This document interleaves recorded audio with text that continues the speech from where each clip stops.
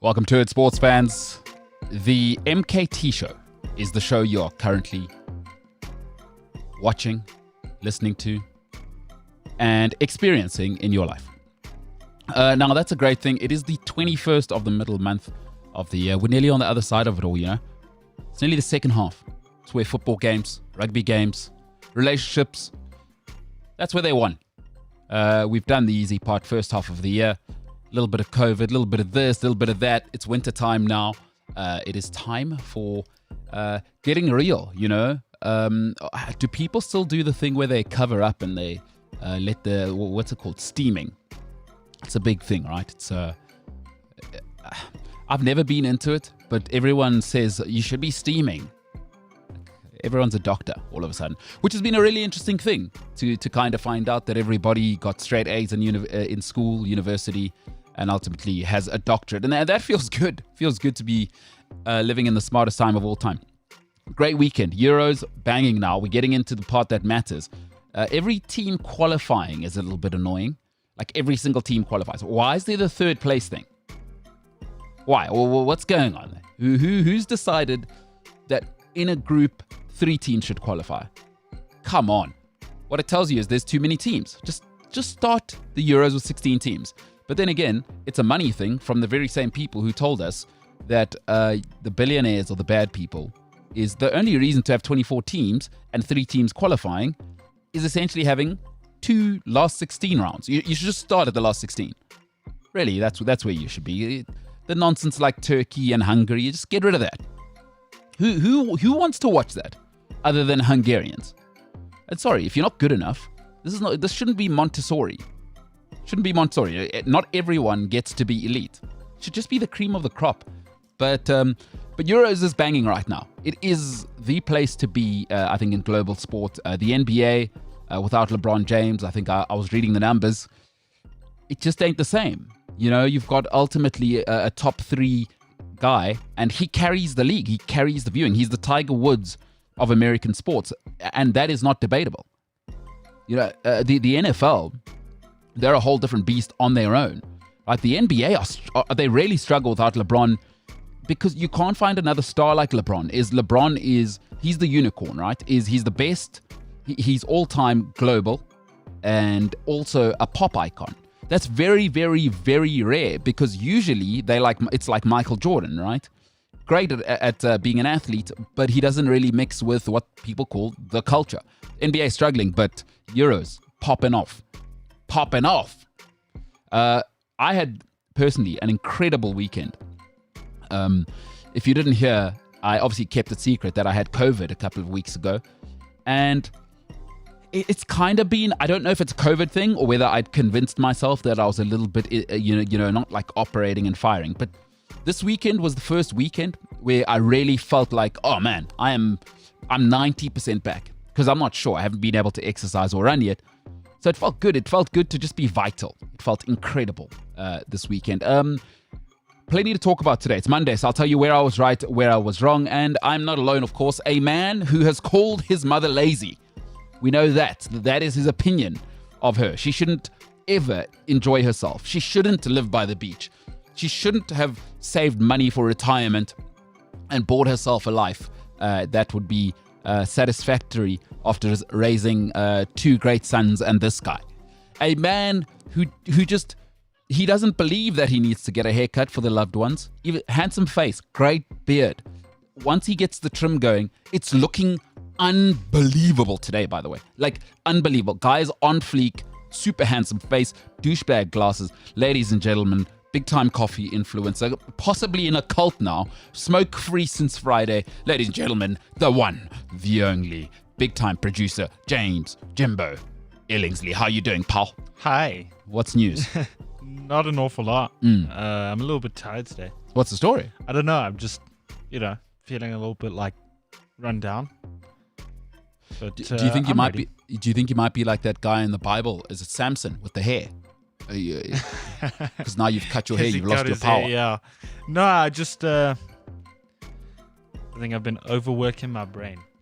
With what? Well, when so I'm someone who thinks like all the time. I'm always thinking Sure. and analyzing stuff and doing things and Yeah, just a bit tired.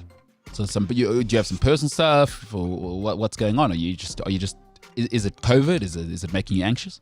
I think a little bit, especially now that in Joburg it's becoming terrible. The third wave.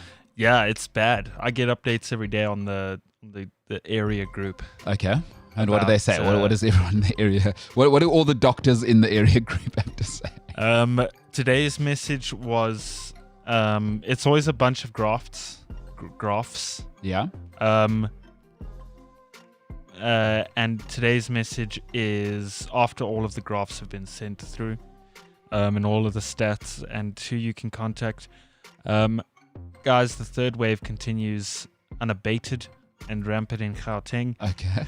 Please be careful and take the necessary steps to protect yourself and others. PPEs are no longer sufficient, it seems. If you can impose a stricter lockdown measure for yourself as much as possible, limit your mobility and interaction with others, and where possible, stay home, stay safe. Oh my God, the end is the most vomit part of everything I've just heard you say there. Is who are these people? Like, are they doctors? Are they scientists? No, but seriously, like, I hate this when it happens, right? Is that when Wendy, whose life is complaining on groups, starts to share stuff. I would imagine do you know the people that are sending you this? Not personally, but I know their names. So, and it comes with the name. Okay, and have you ever looked them up? Who are they? What do they do for a living? Not really. I just kind of get the information. Know there was a break-in in that complex on Wednesday, and the police caught them. Okay. That's important. That kind of stuff. That's why we have security groups, right? But why are they commenting on COVID? They are not scientists or doctors. Just saying that the third wave because you feel like. Does the data say? That the third wave is actually pretty intense. I think this weekend it passed the peak of the second wave, if I'm not mistaken. Yeah. Gauteng's no joke at the moment. With what? Is that a real question? Yes. With what? With people being sick? Are more people dying? What's happening? What? Daily cases are incredibly high. Which is obviously spreading the infections rampantly, as the person put it. It's rampant. It's a bit strong. Yeah, I just think I don't think these people think they're doctors. I just think, people are concerned about COVID and stuff, and everybody has a right to be. So but here's what I don't get. Other than making everyone on that group more anxious, what are they serving in a sense of making people safer? Because that doesn't serve anything, right? I can get this information on Twitter already. Like, that makes me anxious enough. Now I've got another group. Like, why do they think it's another channel to make people more anxious? Like, is it news? Was it news to you that the third wave's happening because the people in your local group sent it to you? In the beginning, a little bit, yeah. But then it started becoming more sort of prominent on social media news articles or whatever about the third wave. So, you know what? It's an interesting thing you're saying. Because I was just thinking about it. I've never had anxiety, all right? And I think you've spoken a little bit about is sometimes, you are a caring person yourself, right? So I've never understood. So one of the things I noticed when I had COVID was people I hadn't spoken to in a long time would be like phoning me, right? Asking me how I'm doing. But I'm not an anxious person. Like, I'm just not. I don't know what it is, whether it's genetic, how I was raised. I'm just not an anxious person. And I've never experienced anxiety. But eventually it got to me and I had to phone my mom to try and talk this thing through, right? And my mom is actually a doctor, a psychiatrist. I wasn't just phoning her because boo-hoo. It's like, this is somebody who's, And I said to her, explain something to me. I wasn't anxious about COVID. Like, I had COVID, cool. I'll live or I'll die, cool. Those are the possibilities. I accept both of those parts, right? But then people want me to be anxious because they're anxious about it. How are you doing? Oh my word. How are your lungs? Really? How are you having another test when you go back? Just because you're anxious, why must I get anxious? And it's almost like people want me to be as anxious as they are. Why? Like, don't impose your anxiety on me. If you're anxious, great. But I'm not anxious. So in this case, what I'm saying is, guys, we have a scientific way of looking at these things. Why does Wendy want to send messages to a group to make people more anxious? All you can get is more anxious. Or the only thing that serves is to make people more anxious. It doesn't make people safer because they are not scientists, so they have no clue how to actually conduct environments and make them safe. They have no idea, right? No idea, unless I'm wrong. And like, this is the way I look at life. It's almost like we're anxious. Let's make everyone else anxious because I'm Wendy who doesn't have a job, and my job is looking after the local security group. I don't think their intentions are to make people anxious. I think it's just more to spread awareness and to, because that whole thing of, is it called COVID fatigue or lockdown fatigue or whatever it is? Sure. Where sort of people have become complacent and lower their guard and that kind of thing. Mm-hmm. I think it's just to keep awareness up. I don't think it's a means of making people anxious. We all know what's going on. We all know that this is affecting everyone in the world. Yeah. Even people you don't think it affects. Again, I just think it's not raising awareness, but maintaining awareness. Yeah. Like, yeah, maybe it doesn't have to be every day. Like, hey guys, just remember to stay safe and wear a mask. And maybe it doesn't have to be a daily thing. But Yeah. maybe the numbers that get sent through on the group in the graphs every day is a reminder to that mom over there who's taking her kids to school, who isn't always the most conscious with wearing her mask or whatever it is. Got you. When she goes to the gym. Yeah. Maybe it's just one of those kinds of things where it's just, okay, guys, just remember, like, don't, just because it's Friday doesn't mean the virus sleeps or whatever. Yeah. Yeah. Yeah, that's just, I think, where it is. And I'm not like, I'm a little bit anxious about it, but I don't know. I just, like, a lot's happening. Really? Yeah. Okay. Who knew? Yeah. Who knew? COVID's a thing, huh? COVID, hey? All right. I just don't understand. I don't like people. Like, I don't go around giving people advice on how to maintain their car. I'm not a mechanic. Like, It's true. To me, if you're not a doctor or a scientist, I honestly don't want to hear from you about this, because other than your own anxiety coming across, what else?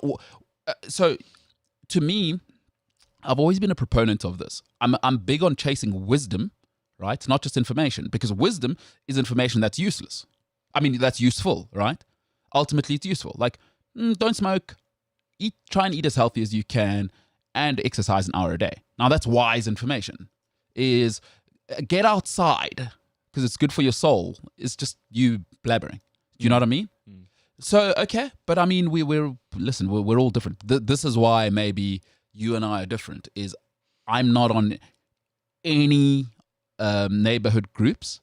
The only one I'm on is the one in my area that's been set up by the security company, like for the people who live where we live. Oh, no, this is run by the... Wendy & Co. Yeah, but I think they're part of like the... what do they call them?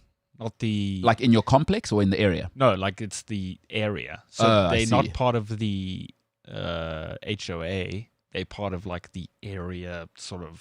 Yes. And I they know what you like mean. go to GM. Okay, those and- people. Yeah, and they're like, the agenda for this week's meeting is blah, blah, blah. Like, I'm just on there to find out about roadblocks or traffic or whatever it is, Yeah. break-ins and stuff like that. No, ultimately, you do need those people, though. Yeah. Like, I'm also not saying, I think it is important to have pen pushers. And Yes. busybodies are useful for little things. Potholes, break-ins. Yeah. The water's stopped. They're going to complain. You know what I mean? But we have to set a limit. Like, COVID is a pretty serious thing, just as the flu is a very serious thing for me. I'd like smart people around that. And I need to know, like, when you're saying stuff, what's the solution? Because don't just throw information like that at people. It makes people anxious. Now what? Like, are they saying, oh, okay, by the way, here are some techniques. Here's what whoever. the NICD are saying. No, I bet you they're just giving you, here's a graph, the numbers are up. That's wrong. What there was, Isn't it? Or am I crazy? Absolutely. There was this guy on Facebook, right? Yeah. I can't for the life. I remember his name now, but he would. I think it was daily or weekly. He would post on Facebook about the new figures, but it would be attached with this whole thing that he writes out about. Just remember that, and like it's all these positive thoughts about the cases in this province have gone down, and there's an improvement on healthcare in that area, and so he gives you the numbers, and then like accompanies it with this other stuff, like you say. So I think that kind of, I don't know if he still does it. Because, I like that. I didn't even know about him, but I like that because, like, I'm not an empathetic person, right? And that's hard to pick up for you, James, I'm pretty sure. You're probably thinking that's a shocker. That is. I'm actually more anxious now that you've told me that. Because new information can be hard to process. Oh my goodness. Is the aircon on? It's getting hot in here. The walls are closing in. But another thing, like talking to my old lady, has been like, she says I need to try and be more sensitive, right? Is that like people have lost jobs, people have lost loved ones. What about those people? Like if I've lost my job, the last thing I need is another person making me anxious with this. If I'm, relationships are suffering in COVID. Do you know what I mean? Like I don't. That's what I don't like about this. Now you're not just telling me about a break and down the road, which is important. Like, okay, flip, I need to keep vigilant. That's a part of my everyday life. You're giving me. Obviously, if I see it every day, it becomes scary information. Whether you think it's scary or not, ultimately, if I tell you for a year and a half in a row that this monster is out there, right? Whether you believe in COVID or not, it's not for me to say. I'm not a doctor or a scientist. But there are people with anxiety, right? And relationships that are suffering and people who've lost jobs. Don't add to that anxiety without a solution out. Just sending me these alert graphs, and I imagine they're in red and pink and blue, and here it's going up, and there's each province has its own color, and it's and then there's probably an emoji with a red a red mask, and the danger is on the way. Okay, now what? Because now I'm a single mom with my daughter, and I lost my job, and I'm anxious already, and I'm fighting with my mom because I probably have to give my mom a little bit of money. But now, do you know what I mean? Like Wendy's and them, they don't think about that. Do you see what I'm saying? Yeah. It's so anxiety-inducing for people with anxiety already, I would imagine. Because for me, I'm out of that group already, just so you know, in your complex. Just get out of here. Like, I don't need to hear from you about this. Just tell me when the water rates are going up. Yeah, so that gets posted every now and then. No, which is fair enough. Because that's actually what you should do. But then other times it's like it'll be 12 at night and someone will go, whoever's racing their car down blah, blah, blah street. Yeah. There's kids in this neighborhood and it's past curfew, and which I get. Like that's what they're there for. You see that stuff? Yeah. I honestly don't mind that. And yes, there are. I do hate Mr. Come to the suburbs and race your car. Yeah. I want to punch that person in the face. So, but yes, that stuff, I don't mind that. I really, you see those things, water rates going up, stopping James from racing his beautiful American car in our road with my two daughters, because I'd like to get an ice cream with her at some stage. I'm a very tame driver, right? No, not you, but I mean, I'd imagine. Yeah. Like the Durst down the road who drives his city Golf or whatever. Go live in Midrand then. Go live where the shanty town of Midrand is. Honestly, like don't live in the northern suburbs if you're going to do that of Johannesburg. Sorry, don't race your car here. That's what Wendy and them are for. They are not for telling me or making society more anxious. But they don't realize that, because it's just like, I'm a good person. I'm a good person if I let everyone know I'm virtuous. I have virtue. I am closer to God because I'm doing God's work. And God's work is to warn everyone that COVID is real. What about their anxiety? God will decide. Do you know what I mean? Yeah. But do I sound crazy? Because I think it lacks empathy to not keep people's anxieties in mind. Because, listen, just because something is good, it does not mean it is good for you, right? Having an egg and double cream mayonnaise sandwich is good. Doesn't mean it's good for you, right? Keeping an awareness about COVID or illness or whatever may feel good to deliver information. But there's a reason why scientists deliver information in a way, right? Is that what you're doing is only upping anxiety. Are you offering any solutions? Have you thought about how does society work? What are the mental, what is the way to get people to be cooperative? Right? This is what companies do for a living. This is what scientists do for a living. This is what social scientists do for a living. They are constantly working at these growing global numbers, these 7 billion things we call human beings. How do we get them to be kinder and nicer? And because they're constantly using techniques on us, by the way. People who think the world is just happening are mental. But Wendy doesn't think about that. Do you know what I mean? Or am I not making sense? No, sure. I do think not everybody deals with it in an anxious way, though. Like, some people deal with receiving the graphs and the colors and the charts as a means of, information. Like, Sure. that CEO that's on the group that reads it and says, okay, cool, so this week we have to put more sanitizer out because this is really getting bad. Or it's, again, the mom that you're reminding. I don't think it's just posted and everybody just automatically becomes anxious. Mm-hmm. I think, people are dealing with it in different ways. Some people are anxious about it. Others are using that information for, like I say, their companies or their children that are going to school, or for when, mom goes to gym or whatever it is.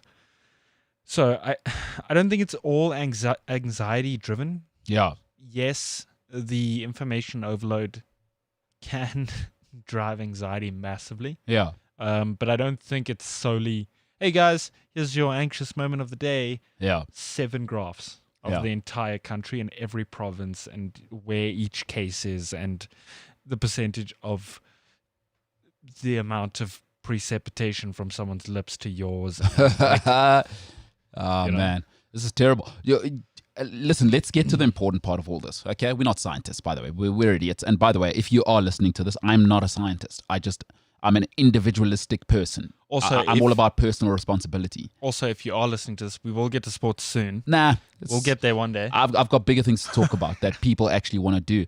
Do you think we'll kiss each other less? Because I come from a kissing family. Like my mom, I'm convinced my mom would kiss every human being on the planet if she had the time. Like that's the house I come from, like I hug it out, kiss it out. I hope that doesn't go away because that's a big part of my life. I like to hug people or that are close to me. I really, if you're close to me, I like to hug, touch, see. I like to shake hands. Like I when I'm introducing myself, or even if I'm not introducing myself and seeing like a friend. Yes. Like I like to shake hands and be like, like do the whole eye contact thing and yeah. How are you doing? I do wonder. I hope that doesn't go away. Because, hey, you know who's really worried about this? Boys and girls between the ages of 16 and 21, hormones going through the roof. What happens? Hey, sweetie, hey, dude. We're at the matric dance. We can't really... Not even matric dance. I'm thinking more, I go to Rhodes now, booze fest. Girls, there's that handsome guy. Guy, there's that pretty girl. What are we doing now? Fist bumping at the... Yeah, but after everyone at that age is, I'm not a righteous person. We're all doing the one night stand, even if it's just a kiss thing. It doesn't need to go all the way. Is that going to end now? No, but after, because that's another pandemic. That's a different case because after your 27th Jaeger, you don't really care. But if something's so deep in your mind, it's like you do care at some level because you don't take 27 Jaegers and murder somebody, right? You still have a level of compos mentis. There are limits. And by that time, do you think the COVID thing will be so deep that, oh my God, don't, like, oh my God, I can't believe that person doesn't have a mask, is going to be so deep in your mind that do you think, do you understand what I'm saying? You still know when you're drunk not to murder somebody. I do know what you're saying, but we were both 18 once. You think the urges are stronger? Okay, so this is the thought process, right? Yeah, let's go out with the boys. Let's have a great time. All the girls, James. I mean, I've got friends that are girls and boys. There you go. Let's go out with the girls. Let's go out with the boys. But mostly the boys. You have your 27 Jaegers. Yes. And before you've had your 27 Jaegers, you're kind of conscious and maybe you're wearing your mask or maybe you're taking it off a bit more as you're relaxing. Got you. Yeah. Vibing, living your best life. Yeah. After your 27th one, where that's pushed you over the edge to make you not just tipsy, but drunk or hammered or whatever it is. Yeah, no, you're done. It's a whole bottle. Urges, B, you're drunk. Yeah. C, like initially you're like, oh, COVID, and it's ingrained in your head and you have to be cautious and blah, blah, blah. But like then by your 27th year, You just tongue swapping. You're 18. COVID's just moving fluidly in that club. Exactly. And Love it. And your thought process is, it'll never happen to me. I won't get COVID.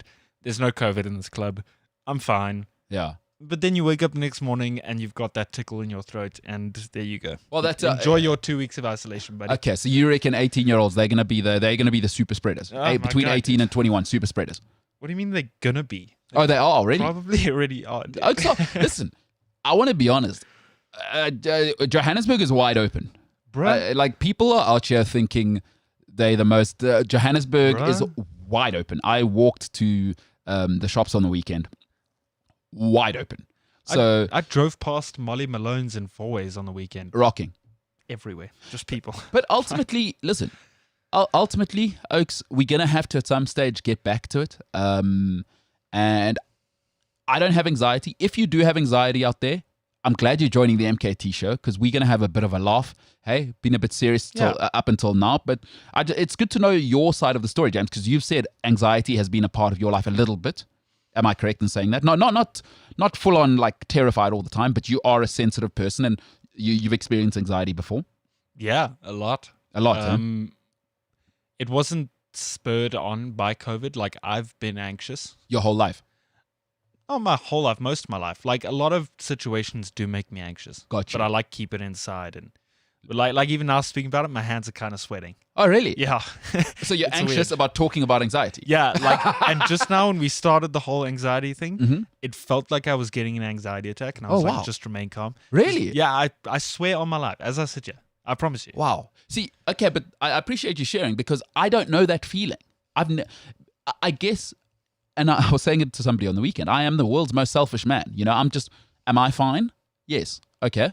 What do I have to complain about? Yeah, that's the thing. Whereas you're going, oh, how's mine fire? Or whatever, Yeah. whatever leads to anxiety. I appreciate you sharing. And if you do have anxiety, by the way, it's a new world for me to be hearing about it and whatever is, I realize now I have not been respectful enough of the differences we have in personalities. And I need to, that's a teaching moment for me. And this is a teaching moment for me. So if you do have anxiety, turn on this podcast. I mean, we are the biggest idiots in the world. I mean, people are phoning me on the weekend about the social media clip that James posted up about the wolf, lion, and the sheep, and people are loving that. Those are the biggest issues James and I have. Is the saying, a wolf or a lion don't concern themselves with sheep's thoughts. One of the two. This is the kind of show you need to be listening to. So if you've got anxiety, from my side, I am not a politician.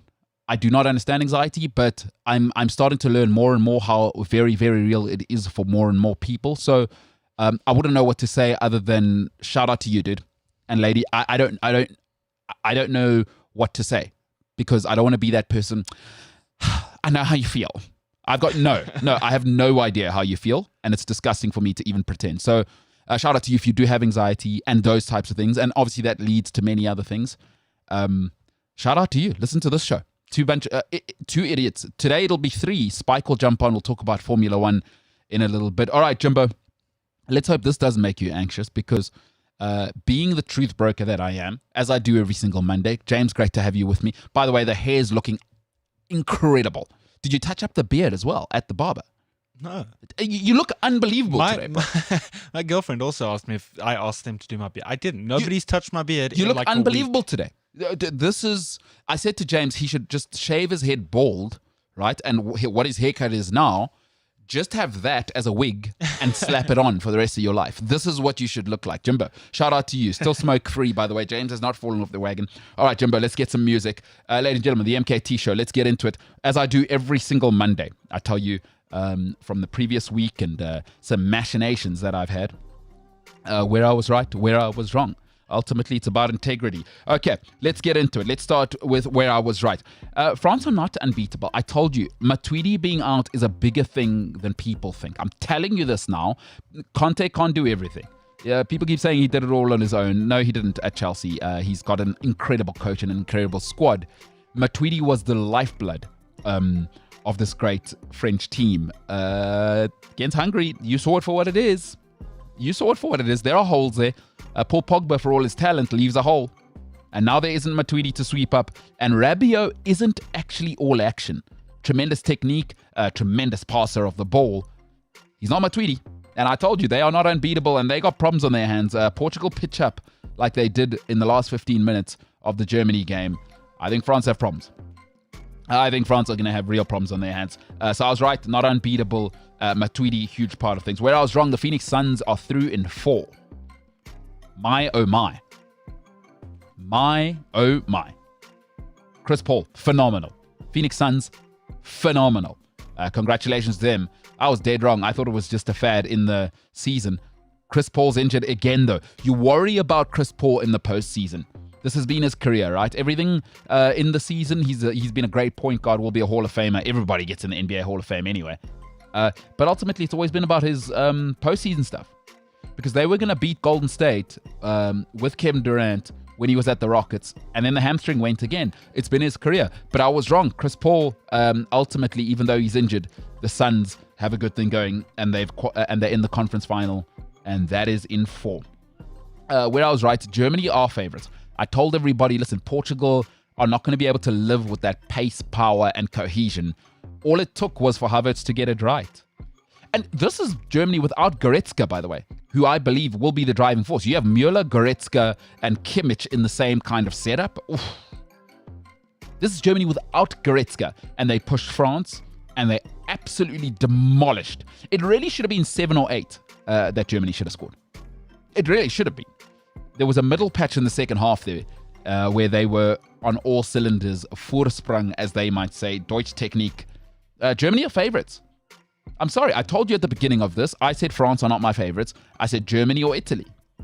Now, do I like Italy? Not as much as everyone else. I think the defense will be a problem once they get to face a proper team. Everybody's in love with Locatelli. We'll see. We'll see. Relax. Jorginho, relax. Let's see once some pressure comes on. But I'm right. Germany are favorites. You have to admit it to yourself. Where I was wrong, John Ram is somebody who I've been interested in. Listen, I love golf, right? As well. And I'll watch it. And I obviously, with South African time, I didn't watch everything last night. I watched until about the 10th. But John Ram's the real deal. And I didn't think he was the guy. I thought he just accumulated points. But he's real. He is real. The Spanish have had 1 or 2 in the past. Sergio Garcia, unfortunately, had the sort of... He can't handle pressure, and his anxiety has come out, and ultimately he's melted, right, and choked. So Sergio hasn't been the guy. The Spanish have another one, and I didn't think he was real. US Open champion, your very first major. Congratulations, John Ram. Where I was right. Listen, I've told people this. Flair is not a plan. Flair should be an add-on. Flair should be an add-on. James Harden, right? Kyrie Irving. And ultimately, Kevin Durant. Sorry, they're not a plan. They're all flaky personalities who are very sensitive. There's nothing wrong in life with being sensitive. There's nothing wrong in life. My mother's been saying to me for the last year is the problem with the world is that people like me, and she's talking to me as a son, people like me get into power. Right? There's nothing wrong with being sensitive. There's nothing wrong with that. But when you want to win and you want to be elite in business, being sensitive isn't enough. Yes, do we need to get more sensitive as a world? Yes. But ultimately, in business, you got to win, and there has to be a brutality. Kyrie Irving just cannot handle any pushback, and he thinks the world's flat. Kevin Durant it's now been confirmed, 6 burner accounts. These are the types of sensitive, flaky people you're dealing with. James Harden pitched up overweight in preseason because Houston wouldn't let him go. These are 3 sensitive personalities. There's a way to roll in business. Flair's not a plan. You can build on sort of functional with Flair, and Flair's a nice add-on. But I told you, Brooklyn Nets, it's never going to happen. 3 very flaky personalities. Your house built on the sand there. Brooklyn Nets, bye-bye. Fear the deer, they're saying. Giannis Antetokounmpo. On to the finals. Where I was wrong, the Proteas are not learning. We had AB de Villiers as an opener, as our star playmaker, and it didn't work because his technique is not built for opening in Test cricket. Why is Aiden Markram opening the batting? The guy is clearly a superstar waiting to happen. Let him bat in his best position. He bats 4, he bats 5. Simple. You let the openers protect him, Dean Elgar, and you find another guy who can block for 30 overs. Because by the time the bowlers get to Aiden Markram, as we saw with AB de Villiers when he moved from opener, what happened when you moved AB? And I still think we made a mistake by opening with Herschel Gibbs. Gibbs should have been left at 4 or 5, and I guarantee he would have had 10,000 test runs. It's probably the hardest job in cricket, not just test cricket, in cricket, being an opening batsman. It's all on you. And Aiden Markram should be allowed to do his thing. Think of Aiden Markram like Paul Pogba. He needs a Conte, right? There's a reason why Pogba doesn't perform at Man United. You got Fred and McTominay. Not really. You need Conte. You need someone who's going to do all of the dirty work. And when was he at his best, Pogba? Matuidi, Conte. Because then he can do the flair stuff. You can add on. Markram is not an opening batsman. He wants to express himself. Every time he's been going out, what's it been? Flashing at the wide ball. That's not a test opener's mentality. And we're killing this young man's career before it even starts. Doesn't make sense to me, and I was wrong. I thought the Proteas would learn from AB and Herschel Gibbs. Where I was right, Luis Enrique, your selections have been the most deplorable thing I've ever seen. It's 2 draws now, Sweden and Poland. Sweden and... Excuse me? What do they call them? The La Furia Roja. There is nothing furious about the Reds right now. La Furia Roja, my backside. What is Pedri doing there instead of Asensio and Isco? And why is Sergio Ramos not in the squad? And why did you only pick 24 when you could pick 26? Just, if you're not going to play Sergio Ramos, he's a grown-up, have a conversation with him, but have him in and amongst the squad.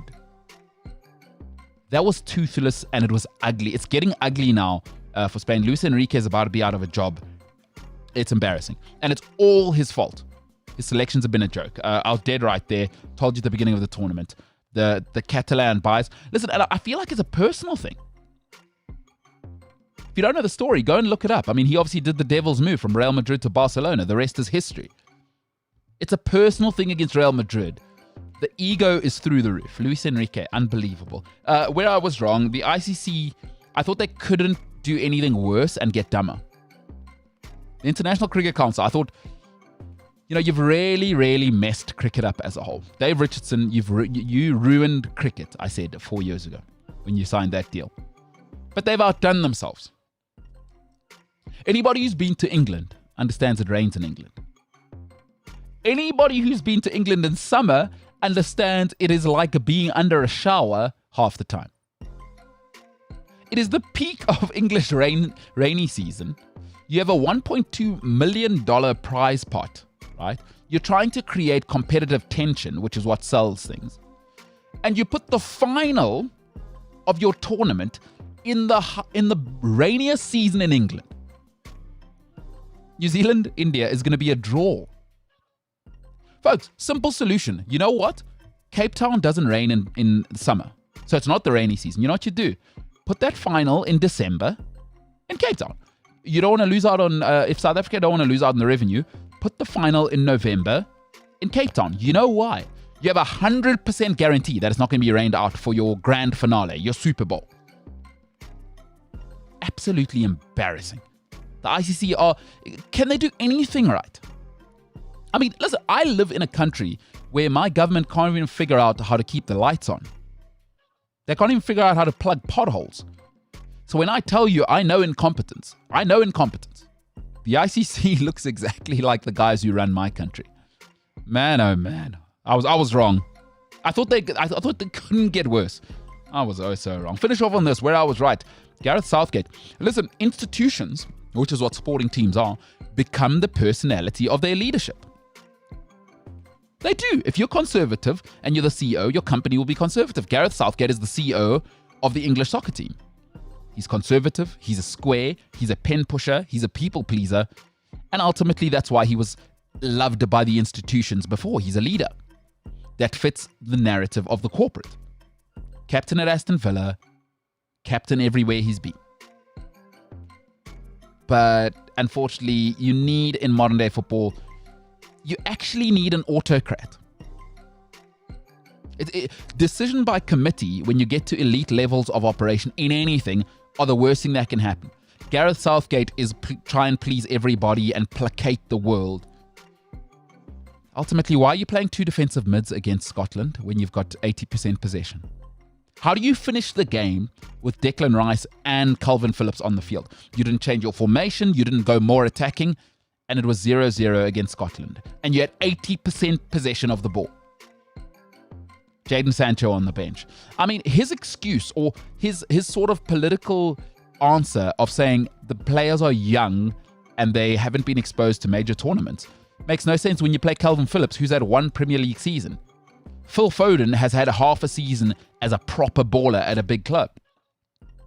Jadon Sancho has been playing Champions League for 3 years. Jack Grealish has been carrying Aston Villa for 5 years. So why didn't you have those guys in? What he should say is, they're not my style, but they will have their time.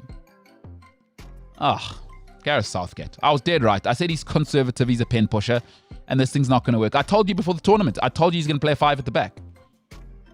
It's senseless. You cannot finish the football game, right? You cannot finish the football game against Scotland with 80% possession, with two defensive midfielders at 0-0 as England, and you've got Sancho on the bench. You've got Rashford on the bench. You've got Calvert-Lewin on the bench. It can't make sense. You can't score one goal in 180 minutes, and Jadon Sancho doesn't see the field for 5 minutes. Come on, guys. What are we doing? Come on now. Jimbo, your thoughts? I mean, like, what are we doing? I have thoughts on Gareth Southgate, bro. Talk to me. Where do I start? What lineup? Not just what lineup, but what 26th man squad have you decided, man? Out of all of the talent in England, that's the squad you pick. And then when it gets to game days, you pick the most bizarre starting 11s. Like, they're bizarre in the sense that you're not even picking the best players. And that's, like, people know this is a thing. Like, it's not just us being bitter about it. Yeah. People know that this is a thing. It's so weird. Like, you know what's weird to me? When you've got 80% of the ball, which they did largely for the game, right? And you're 0-0 against Scotland in the 60th minute. You've still got 80% of the ball. So it's not like Scotland are threatening. I mean, they did have 1 or 2 chances. But why doesn't he take Rice or Phillips off when you've got 80% of the ball? Like, what are you protecting? They never have the ball. Don't worry about it. Get Sancho on there. Or get Rashford. And why are you taking Foden off? You should be taking a defensive mid off, surely, in that situation. Because all you're telling me then is, I'd rather not lose instead of I want to win. Those are not the same mindset. You have to leave Foden on and put Grealish on. Yeah, it's we're okay with a draw kind of thing. It's crazy, isn't it? I think it should be throw on Foden, Kane, Sterling, Rashford. No, look, he's a conservative person. I understand that. I'm not asking him to throw the baby out of the bathwater. But you've got 80% of the ball, so you don't need Phillips and Rice protecting the back four. Because essentially, when you're playing those two, you know what you're doing. You're playing 6 at the back. Right? Foden, because Phillips and Rice can't pass the ball further than 10 yards. So it's not like they're bringing an element. It's not like you're getting, okay, you know what? It's smart because I've got Rashford on with the pace. I can get the long passes from Declan Rice or Phillips. No. You've seen now, it's not in their repertoire. The passing is limited. They are both what we call destroyers in football, right? Why didn't you take one of them off? Put Sancho and Grealish on, right? Or, okay, again, he's conservative, is you take off Foden, right? But you should also take off a defensive mid. You should be throwing Sancho and Calvert-Lewin, go 2 up top. Like what? Why are you staying defensive? 6 at the back when you've got 80% of the ball. What are you scared of? 6 at the back. But do you know what I mean? Because Calvin Phillips and Declan Rice, they don't do it. They give you nothing going forward. They don't get in the other box. They're not shooting. Neither of them are. In fact, Calvin Phillips and Declan Rice are not even getting on the edge of the other team's box, right? they're part of the back four. They're like really, really rigid in that old school libero in those old Italian coaching terms. They don't give you anything going forward. Anything. Both of them. They're auxiliary centre-backs. What are we... Or is Gareth Southgate... What's happening there? I think he's on many drugs, first of all. No, but in all seriousness, on Twitter this weekend, there was a photo that was going around of the England XI. You also saw it because you retweeted it. I don't see many problems with this XI except for maybe a little bit of the midfield. It's got a back four: Shaw, Maguire, Stones, Walker. The midfield is Rice as a defensive mid, and then Mount and Bellingham as sort of attacking mids. Box to box, yeah. Grealish, Kane, Foden as a front three. Why is this not something we're playing around with? You know what's weird about watching England right now? Is Harry Kane's whole game is getting service, right? He's not like Sergio Aguero where he's going to dribble 3 people and bang it in the top corner. He's not Samuel Eto'o. He's not Thierry Henry. Never been his game. And the assist thing is, see, Son is such a huge part because Son will do everything, and the running power of Son Heung-min is just unmatched. He's top 3 players in the Premier League for me. For sure. Right? So if you're going to play Kane, right, and you're not going to play a Son type, Sancho, right, because Sancho will run what they call running beyond the last man. He'll make those runs off the defender's shoulder. When you play Sterling and you're playing Foden, is they both really... Sterling will make those runs sometimes, but what Sterling really wants is to get the ball to his feet and go one-on-one with the defender. What does Foden want to do? Exactly the same thing. It's not like, they're not like Son. Son's happy to get the ball to feet, but Son and the Kane thing, you watch Spurs, hey, over the top. Those through balls from Kane are because Son is willing to make that type of run, and then you don't pick that type of guy, but also then you're not picking a formation, and you're not allowing your wing backs to get forward to cross for Kane. Why is it's to me it almost looks like Harry Kane's not the center of the game plan. That's the thing. So that's so weird. So at Tottenham, and this is also what's confusing for me, right? So he was absolutely nowhere in the Scotland game. Nowhere. And the first game, by the way. And the first game. Yeah. Right? So he was nowhere, and it's not even a case of, like you say, he's the target man, and it's generally just get the ball to Kane and he'll sort of do the rest kind of thing.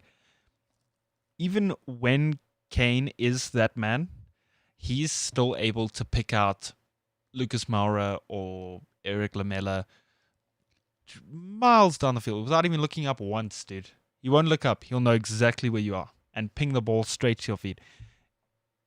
Again, in the England squad, it's like, and the game doesn't have to be based around him. Why? No, but why isn't it? Like, Tottenham are terrible. They are. They based it around Harry Kane. He got the most goals and assists in the whole league. So I'd like to ask Gareth Southgate. Gareth, why is your game plan not based around Harry Kane? Explain to me why he is not your why is he not your Leo Messi?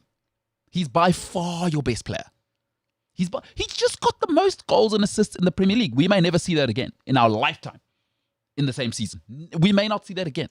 Do you not think maybe you should go, what's this guy's deal?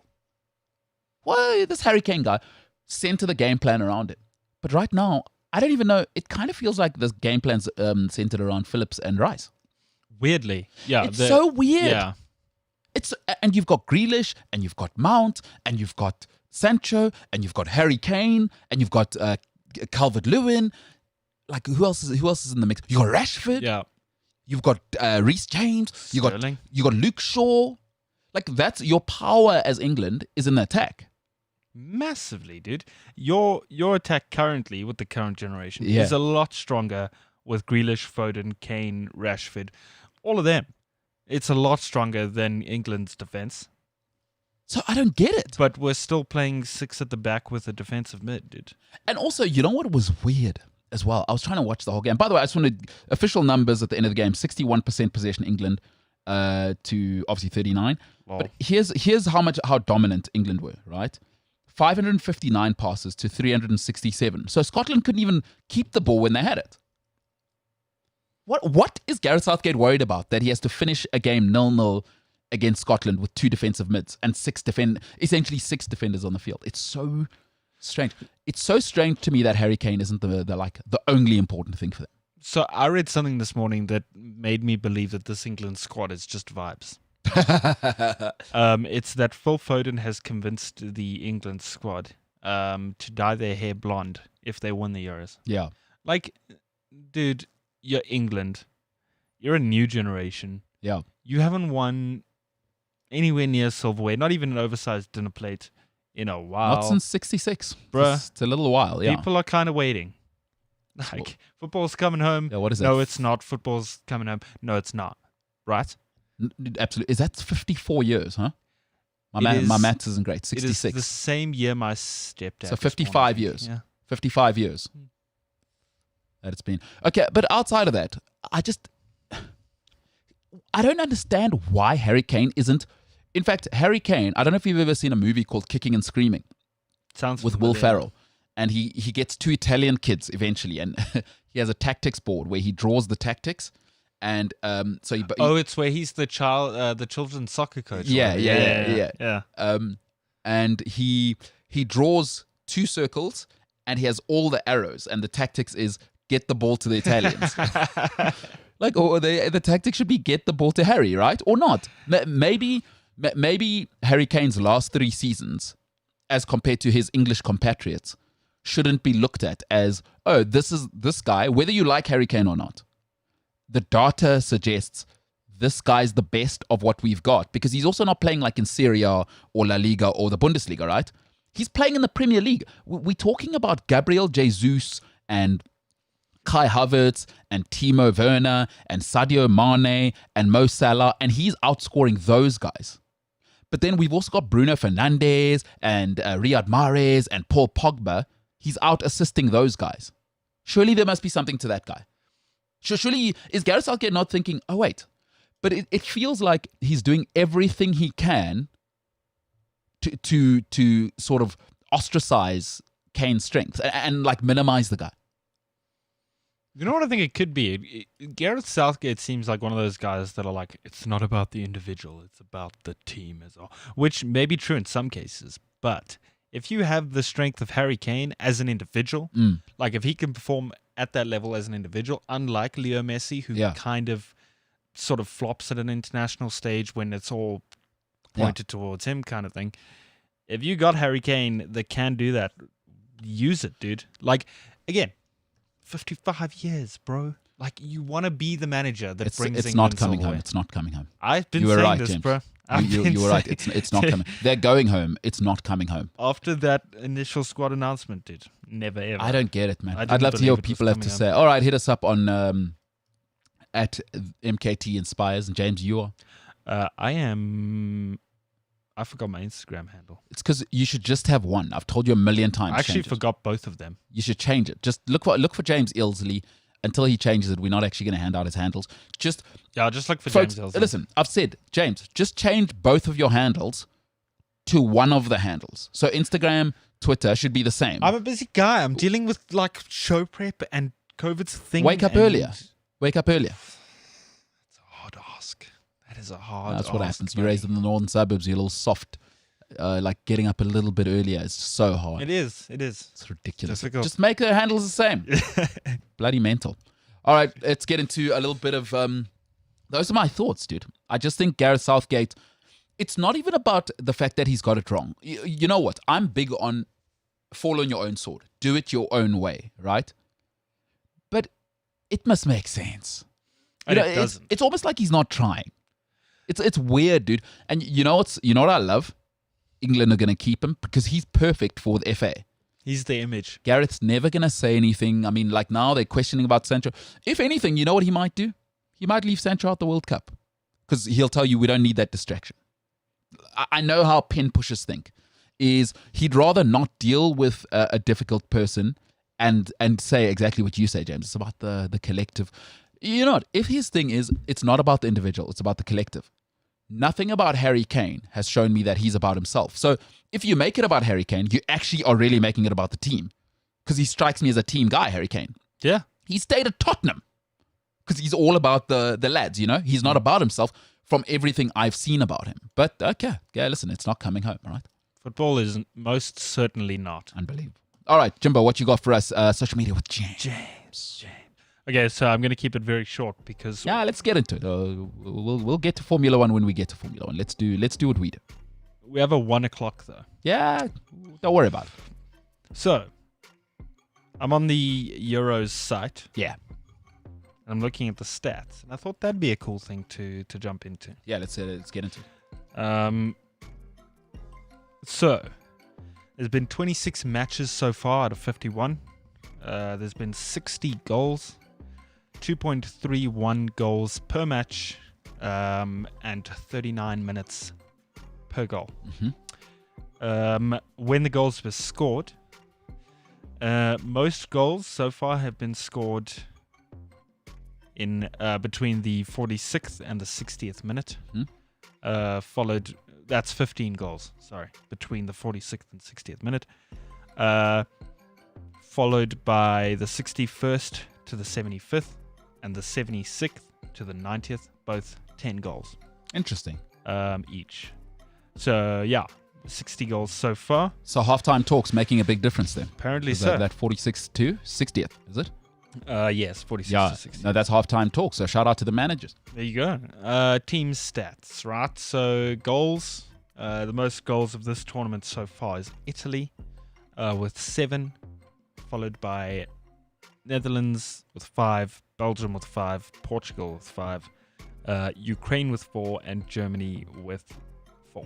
Listen, Belgium took it to another level when De Bruyne, Hazard, and Witsel came on. My God. I'm not sure if you saw that. Dude. Like, that was like, wow. Is that what they... Yeah. Belgium's problem is they've got... I don't know who the guy with the... I forget what his name is. The guy with the dreads at the back for them. He is dreadful. Terrible pun. You like that? Is it Den Donk? No, it's no. not Den Donk is also... I don't know what he's doing in the Belgium team. It's embarrassing. I can't remember his name for the Anyway, last it's not Boyata. It's not Boyata. It's Yes. the other guy. He made the mistake for the first goal. Yeah. That's their problem. And then Vertonghen is embarrassing. The legs are gone. He's and, old now. And quite frankly, so Alderweireld is also done. No. That Belgium thing, sorry, golden generation's afoot. But my God, up front, when Hazard came on and De Bruyne came on, oh, wow. I mean, did you see De Bruyne's goal? I did, and De Bruyne also was made into a meme this weekend. For what? For the calm down thing? No, they made his face like a Disney cartoon. I see that's been doing the rounds this weekend. Which was really cool. Yeah. So that was awesome. Yeah, that's very cool. Where were we? What else we got, Jimbo? I've just got possession, right? Yeah.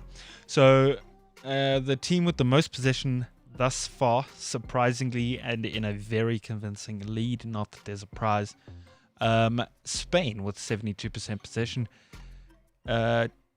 Italy is second, 57%. Belgium is third. Germany fourth. Austria fifth. And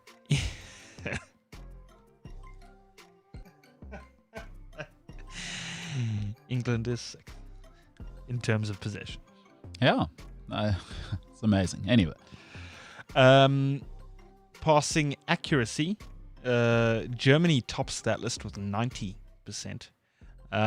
Which reminds me, there's a player statistic, right, for the Euros at the moment for passing accuracy individually. Mm-hmm. Do you want to know who's on top and what his passing accuracy is? Manuel Neuer, I would imagine. I haven't seen these stats. Matthias de Ligt, 100% passing accuracy. Dude. He's a superb player. That's phenomenal. But he's only played, one game? Yeah.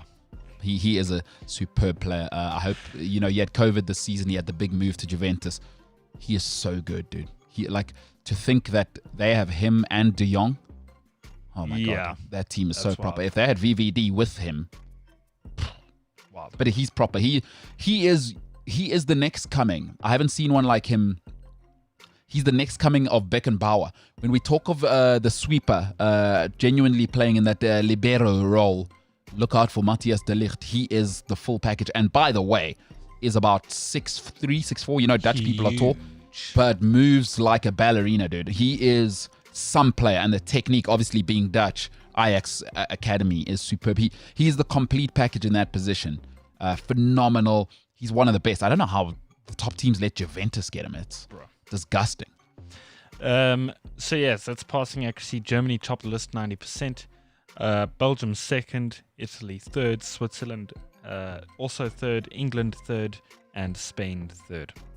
Okay, so those are some stats from Euros, huh? Yeah, so far the highest goal scorer is, just to close it off, highest goal scorer and highest assists, Cristiano Ronaldo. Top goal scorer? With 3. Followed by Patrick Schick from the Czech Republic with 3. Ukraine, Roman Yaremchuk with 2. Andriy Yarmolenko with 2. Ciro Immobile with 2. And Xheradin Shaqiri with 2, who also became Switzerland's all-time highest goal scorer. And looks like a pit bull. And looks like he will hurt you. Looks like a human pit bull. He looks like a human staffy, actually. Just looks. He looks like he's always upset. Yeah. And short people out there, just so you know, when you are walking around and you're in a bit of a huff, short people always look upset. They always, at all times, they look upset. It's very, very funny. And it's even funnier when they are actually upset because they get the puffy cheeks, you know? Yes. Like when short people are upset, looks like, again, I'll say it again, like Jerry, in Tom and Jerry, the little mouse when he's in a huff. That's what they look like. Just so you know, short people, next time you throw a temper tantrum, you look like Jerry from Tom and Jerry. Highest assists so far, Steven Zuber from Switzerland.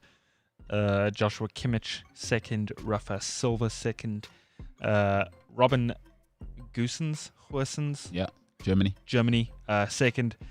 Domenico Berardi from Italy is second, and so is Gareth Bale with second. GB11. Listen, that Kimmich is special from... he is a vibe. I like him. From Germany. He's a him. proper player. I may have to get a Munchen jersey with his name on it. Another one from that factory. All right, Jimbo. Good stuff, pal. We'll take a little break. We'll be back on the other side. If you're into Formula One, what a race yesterday. I caught the last 10 laps. Oh, worth it all the way. I do have a complaint, though. The cars are too quiet. There's no way I'm watching a whole Formula One race with that. It felt like I was watching bowls. I need the noise. James, I'm sorry. I'm not sitting through a whole Formula One race if I can't get the noise. I'm sorry.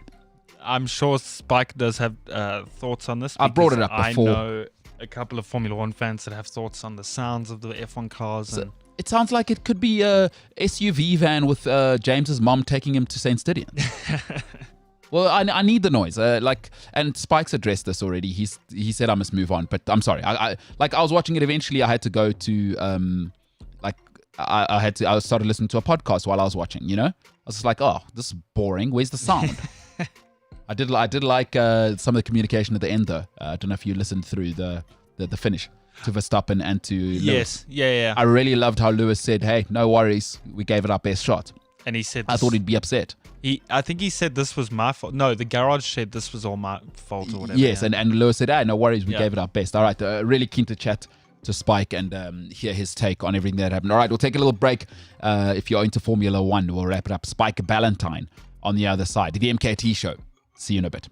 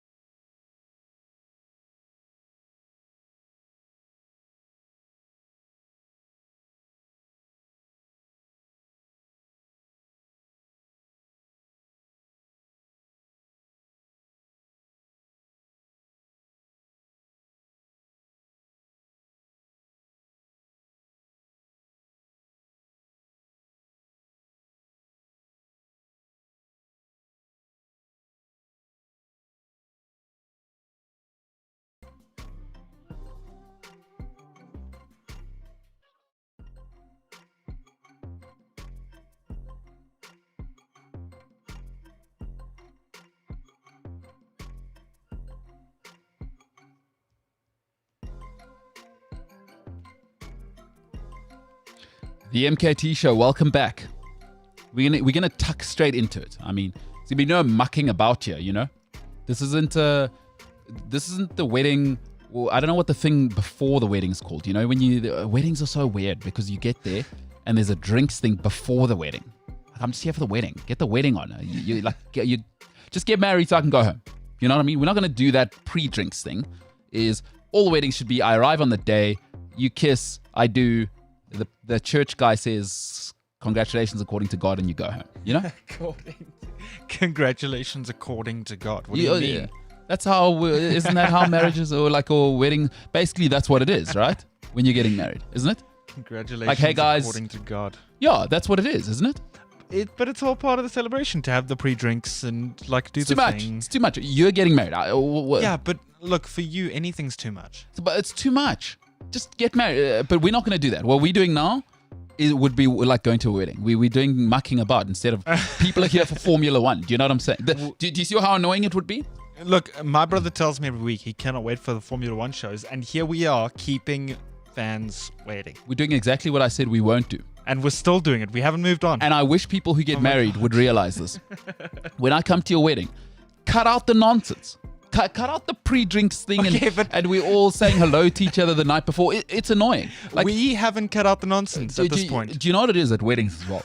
Let me tell you. You know when you like generally, you know the people, right? Like generally when you go to a wedding, you'll know 70% of the wedding. Yeah. Why do we have to do the drinks thing? I already know the people here. What are we socializing about? Don't you like socializing? No. I already know the people there. Socializing is going out to places, and I may meet, let's say I'm at you invite me to lunch with your girlfriend and she brings her friends and you bring people out. That's socializing. I already know the people at the wedding. What are we doing at the pre-drinks thing? But then you can talk about how John got made partner at his firm and how he's... No, but we already normally do that. Like I'm saying, at weddings, how much of a wedding would you say knows each other? 60%, 70%? Probably. So why are we doing the pre-drinks thing? Just get to the wedding thing and let me go home. I think you're just an old man. I don't know. I'd love to hear what people have to say. Hit me up at MKT Inspires. All right. A man who has maybe the greatest beard on planet Earth. Apart from James. Regal. No, yours is douchebaggy, like new age guy. You know what I mean? Like 21 to 28-year-old chicks would love your thing. You know what you got going on? Right. Like people with class would love this person's beard, is what you're saying. Regal. It's more regal. Yeah. Yours wouldn't carry. Like at some stage, it's like, hey, when's that guy going to shave? Grow up. You know what I mean? Like at 26, 27 with your beard. Grow up, dude. Not everything's a movie set, pal. Not everything's a coffee shop. Like your thing's like the douchebag guy. Because next, I know what's gonna happen with you, James. You're gonna get the man bun. It's gonna happen. There's no shot. When you got a beard as sweet as yours, CrossFit is next. CrossFit or yoga. James will become that because we've already seen that you're susceptible to cults with the whole smoking thing. And then a man bun, and at some stage. But this man's beard. I mean, I don't even need the music for this actually to bring this man in. A regal beard, a man who is, he's the go-to guy when it comes to motoring. Go-to guy. I'm being the hype man now. Yeah. No, we don't do, you see, again, we don't need a hype man. This guy's class, yeah. I'm sorry. So it's not a rap battle at St. Stidion's. You mean... Okay, if you're here for the Formula One, ladies and gentlemen, the one, the only, regal beard, great guy, all-time motoring expert, and one of the funniest human beings I've ever met. Listen, don't let people tell you that Scottish people are cold and boring. This guy's the opposite. Spike Ballantyne, ladies and gentlemen. Spike, how you doing, Paul? Are you talking to me? Oh, sorry, I was brought into the show 10 minutes ago. Talking for the whole time. Hells. The interesting thing is, not to tell you how to do your show, but you had the perfect intro there. You said, we're gonna tuck straight into it. We're not gonna muck around. You could have just ended there by going, this show is all tucking, no mucking. Get on with it. But instead, you chose to expand on the philosophies of getting married and, rap battles with Stithians. Well, people like that's worthy of any airtime at all. Cut the weddings shorter. Shut up about the weddings, please, man. I'm good. How are you guys? It's been too long. Far too long. Great to have you back, Spike. So good to be back. I hope you're feeling refreshed. I hope you are feeling right back at. What a way to. Were you still away for the race, or did you manage to catch it at home? No, I got back. I got back yesterday evening after the race, but thanks to the wonder, and I can't oversell this too much. The wonder that is the F1 TV Pro app. Oh, I managed to watch the full race replay. I even managed to download an unofficial F1 TV app for my Apple TV. So no worries, it was great. technology is a magnificent thing. Wonderful. Hey, an all-timer, by the way, race. Like I caught the last 10 laps. Yep. Just an all-timer. When you think of drama, skill, the storyline, the drivers themselves, the teams being involved, weather playing a part. Like, I mean, catching that last sort of 10 laps was that's entertainment gold, and ultimately that's got to be a contender for race of the season. Yeah, it was a cracker, and following up from Baku, that everyone said was also one of the races of the season so far, which it was a phenomenal race.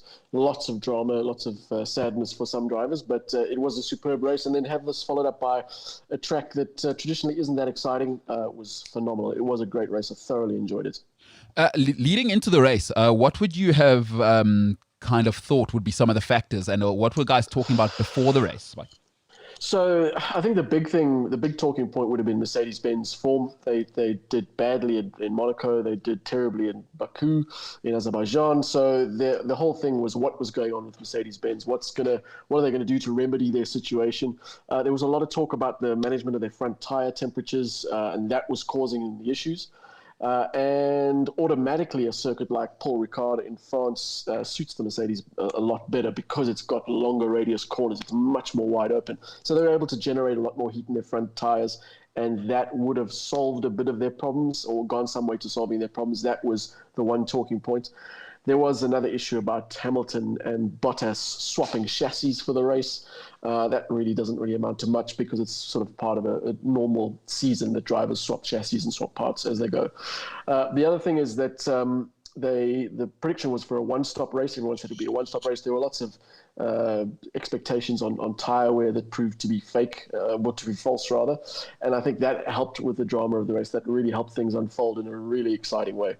And obviously, with it being a one-stop race, the tyre management would have been critical. And there were some factors that came in there that no one predicted. And that's what gave us the drama that was the French Grand Prix at Paul Ricard. Listen, let's get into it. You understand. Everybody at this stage needs to understand, if they didn't know already, the only thing that matters in my life right now, and I'm going to have to tell my mother when I speak to her this week, she's been moved to second place. What's important is getting a Verstappen suit. Everything is second now. All of you don't matter to me.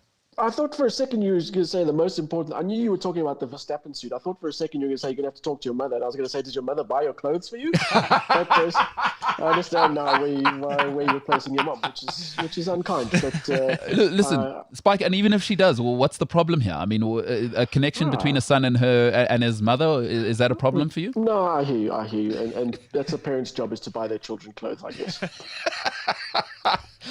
Let's get into it. Listen, Red Bull. Yeah.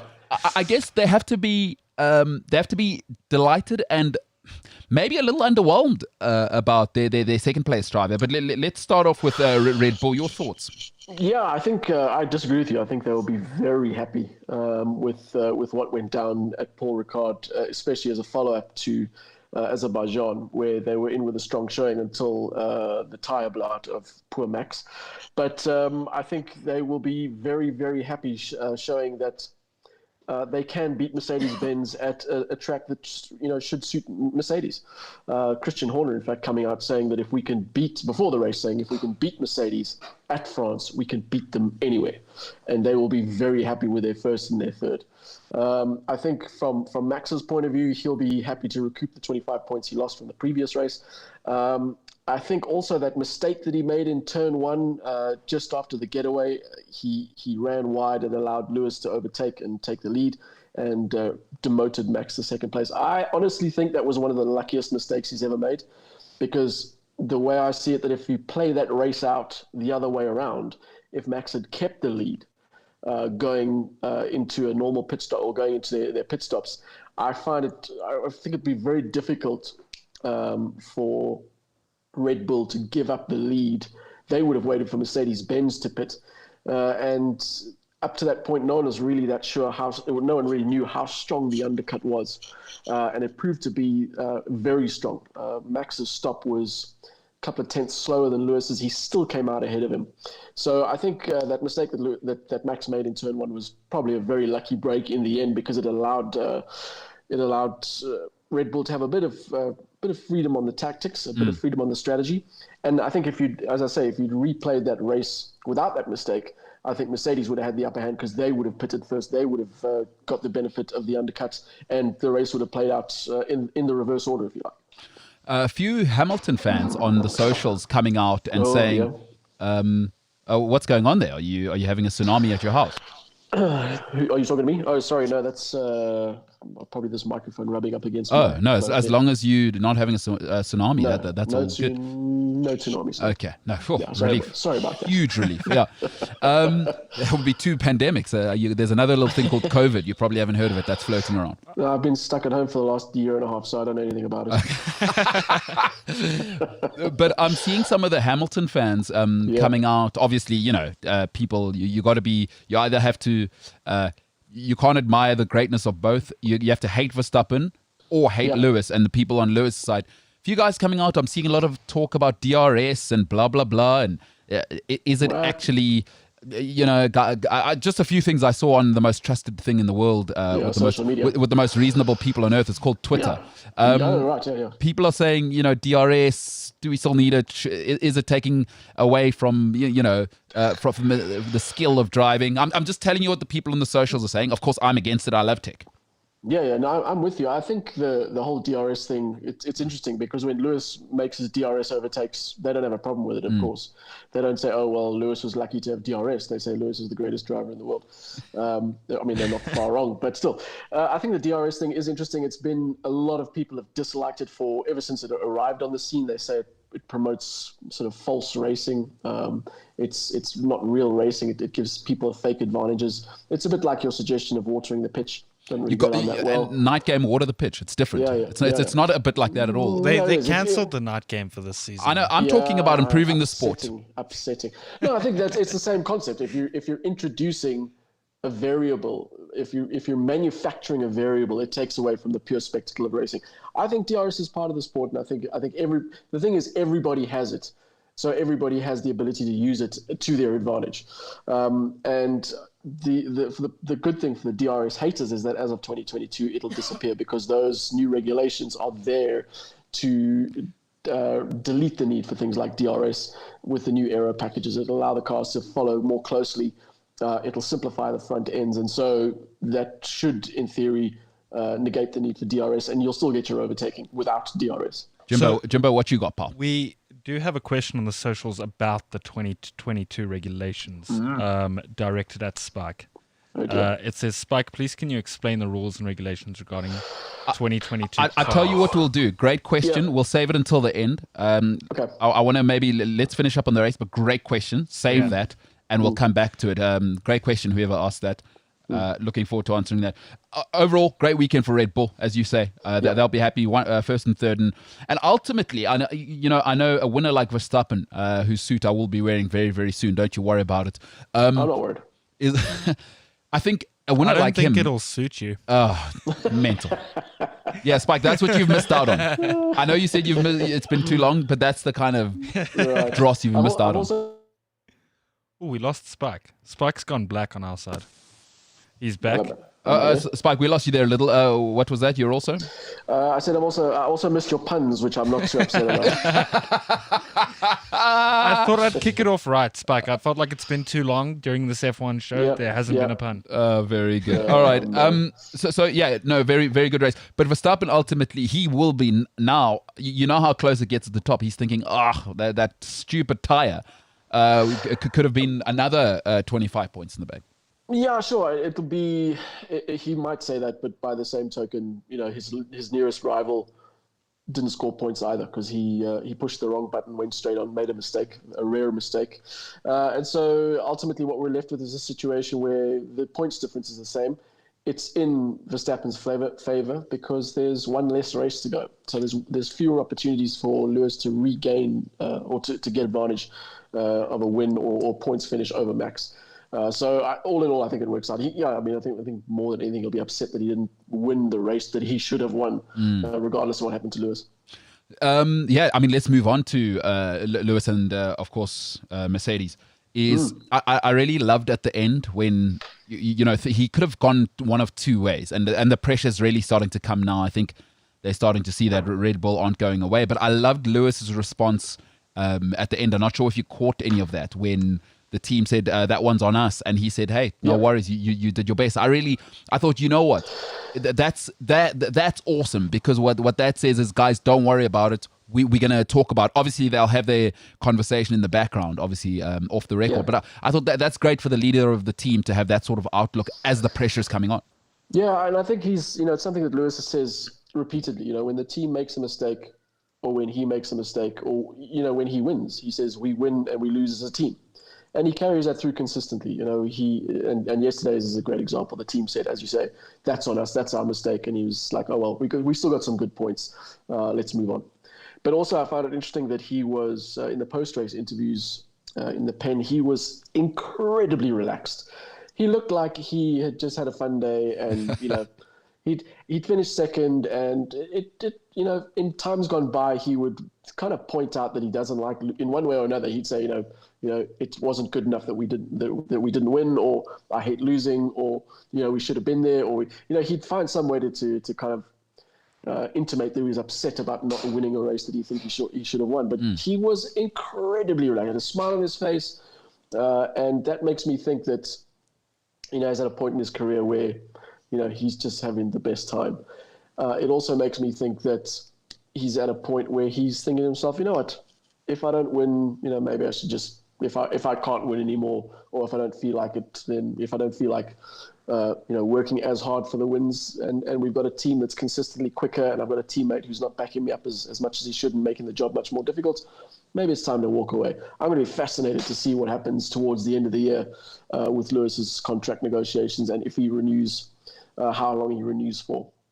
Yeah, well, hey, we'll unpack that as the season goes. I think that's going to be, as the end of the season nears, I think that sort of talk is going to become more and more interesting, because whatever he does, that shifts the landscape of, quite frankly, motorsport, and not just Formula One. Should he decide to go and open a fashion label in Monaco and in New York, this is something Lewis could do.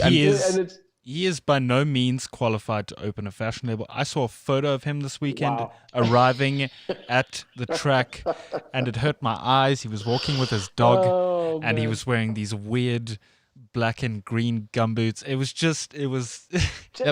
James, maybe fashion is not for you. It's definitely not. James comes to work every day in sweatpants and a hoodie. Green gumboots. Where is the fashion? You're not on the cutting edge, bro. He lives in Monaco. You live in Johannesburg. Exactly. Like who the hell? This is the world melting down. The proletariat daring to tell Sir Lewis Hamilton how to dress. It's unbelievable. Yeah. My favorite so far was his camo dungarees. I quite like those. Hey, Lewis is doing it, by the way. He is. You'll either love him or hate him. There is no in between. But what do you think of his running mate Bottas? I thought awesome race. And a great weekend as well. He was, he's quicker than Hamilton free practice 1 and 2. At times in the race, he looked like he was quicker, not for a very long period of time, but certainly a number of laps he looked like he was quicker and could take the fight to Lewis. Interesting that he was absolutely livid with the team, going so far as to swear at them on the radio, which is very unfinished and very un-Valtteri. But he lost his cool with them on the radio during the race, and rightly so. He was telling them from early on that a 2-stop was the quicker way to do it. They didn't listen. They left him out on 1-stop. And he lost possibly a win, but almost certainly a podium. And the other side of that ranting on the radio was that Toto Wolff came out and said, "Oh, good, I'm glad to see Valtteri getting upset about things and voicing his opinion," which maybe kind of says that he expects a bit more anger and a bit more reaction and a bit more kind of emotion from his second driver.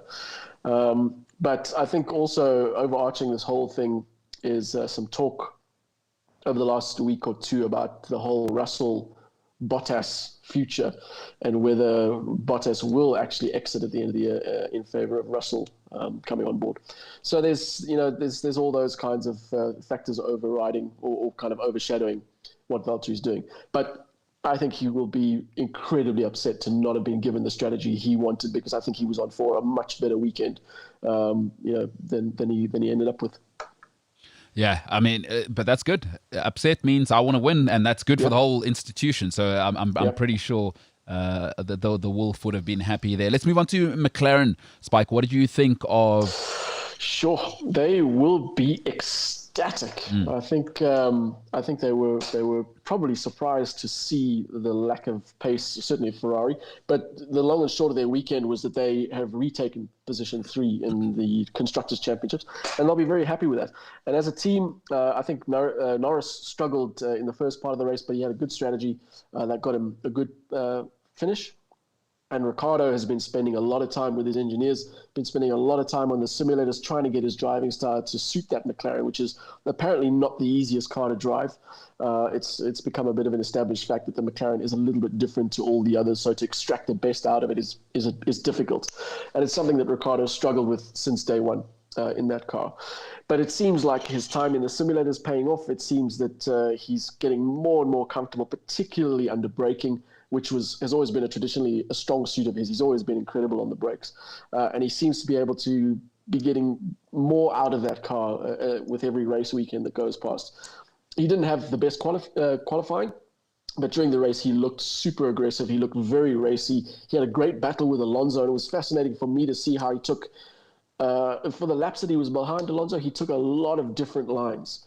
If you watched Alonso going through some of those corners versus Ricciardo's lines through those same corners, he was very different. And I was wondering if that was a strategy to get past Alonso specifically, or if it was something that he had discovered about his need to drive the car that way. Slightly different lines, being able to get more out of the brakes, and ultimately, execute a good pass. He passed Norris as well, and ultimately ended up 6th, which he will be very happy with. He came out and said that he had fun during that race, and he's looking forward to the Red Bull Ring next week.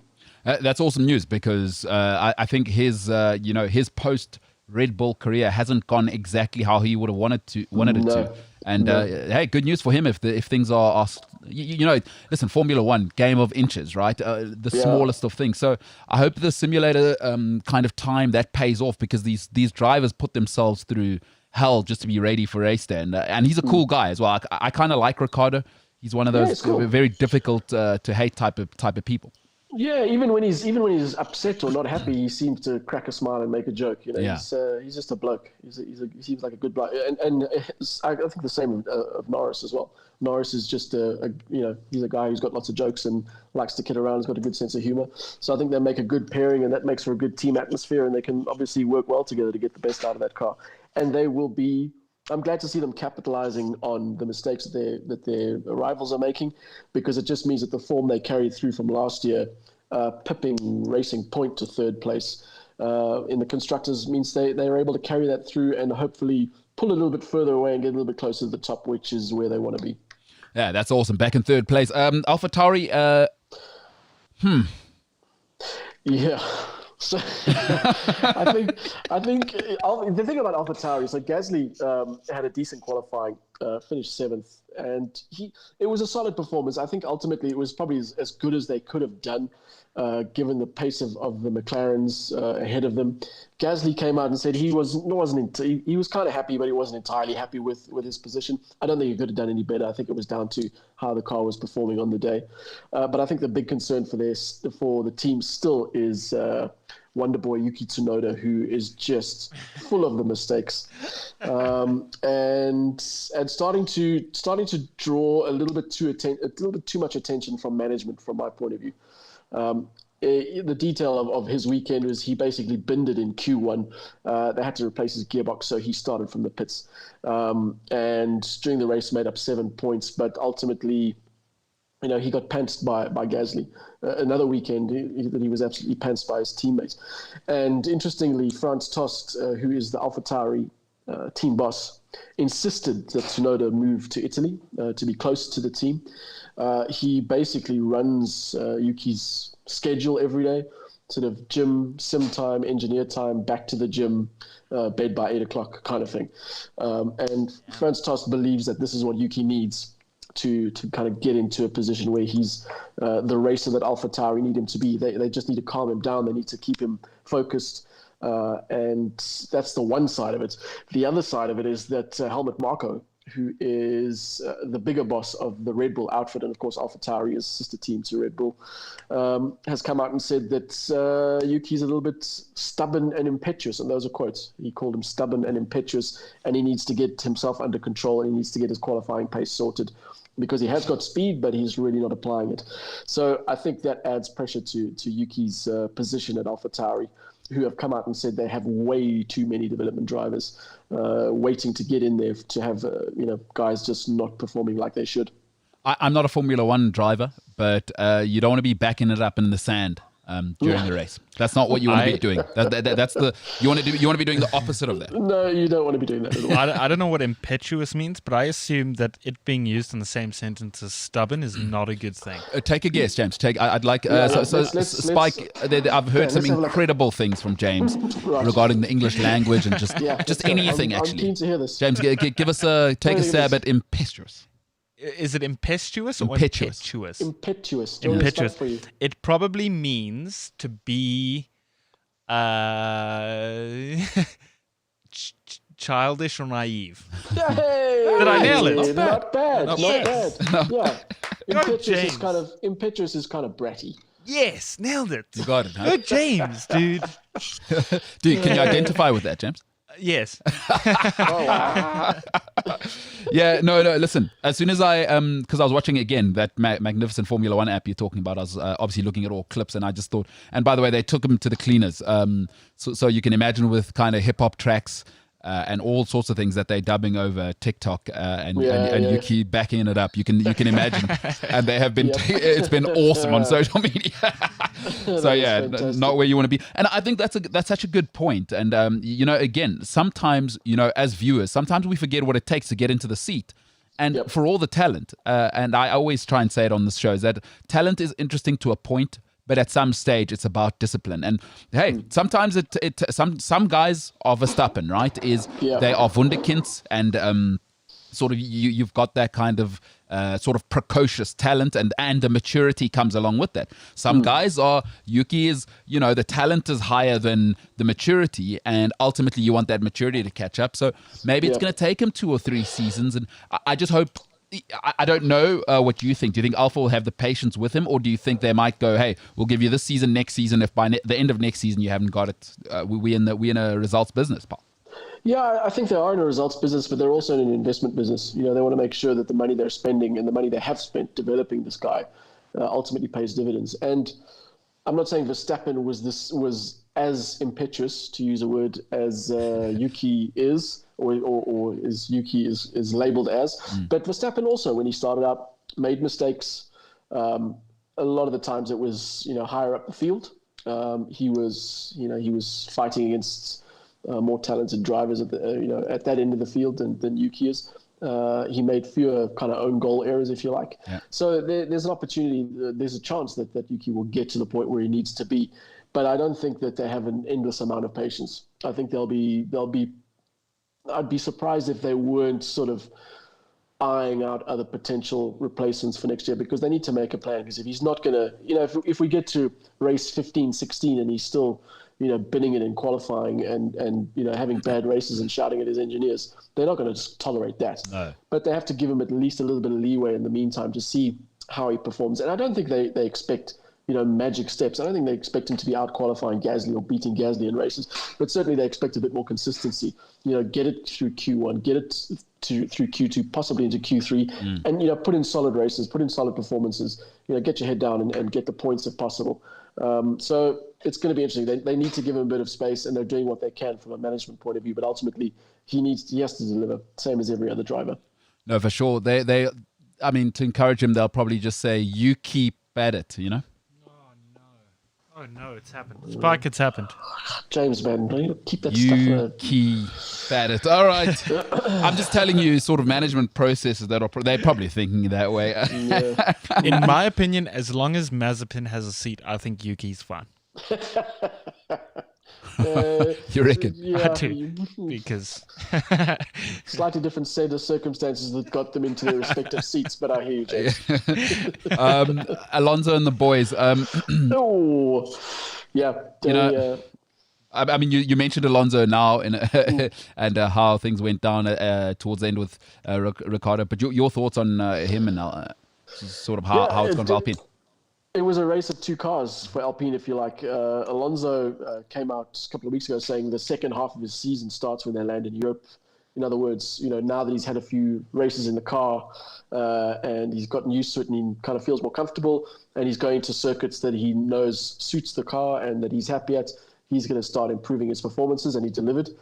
Qualified 9th, finished 8th. He had a strong weekend. He had some good battles, including the one with Ricardo. In fact, he was, I think, the only blot on his weekend was the fact that he got passed by both McLarens, which of course is his former F1 team.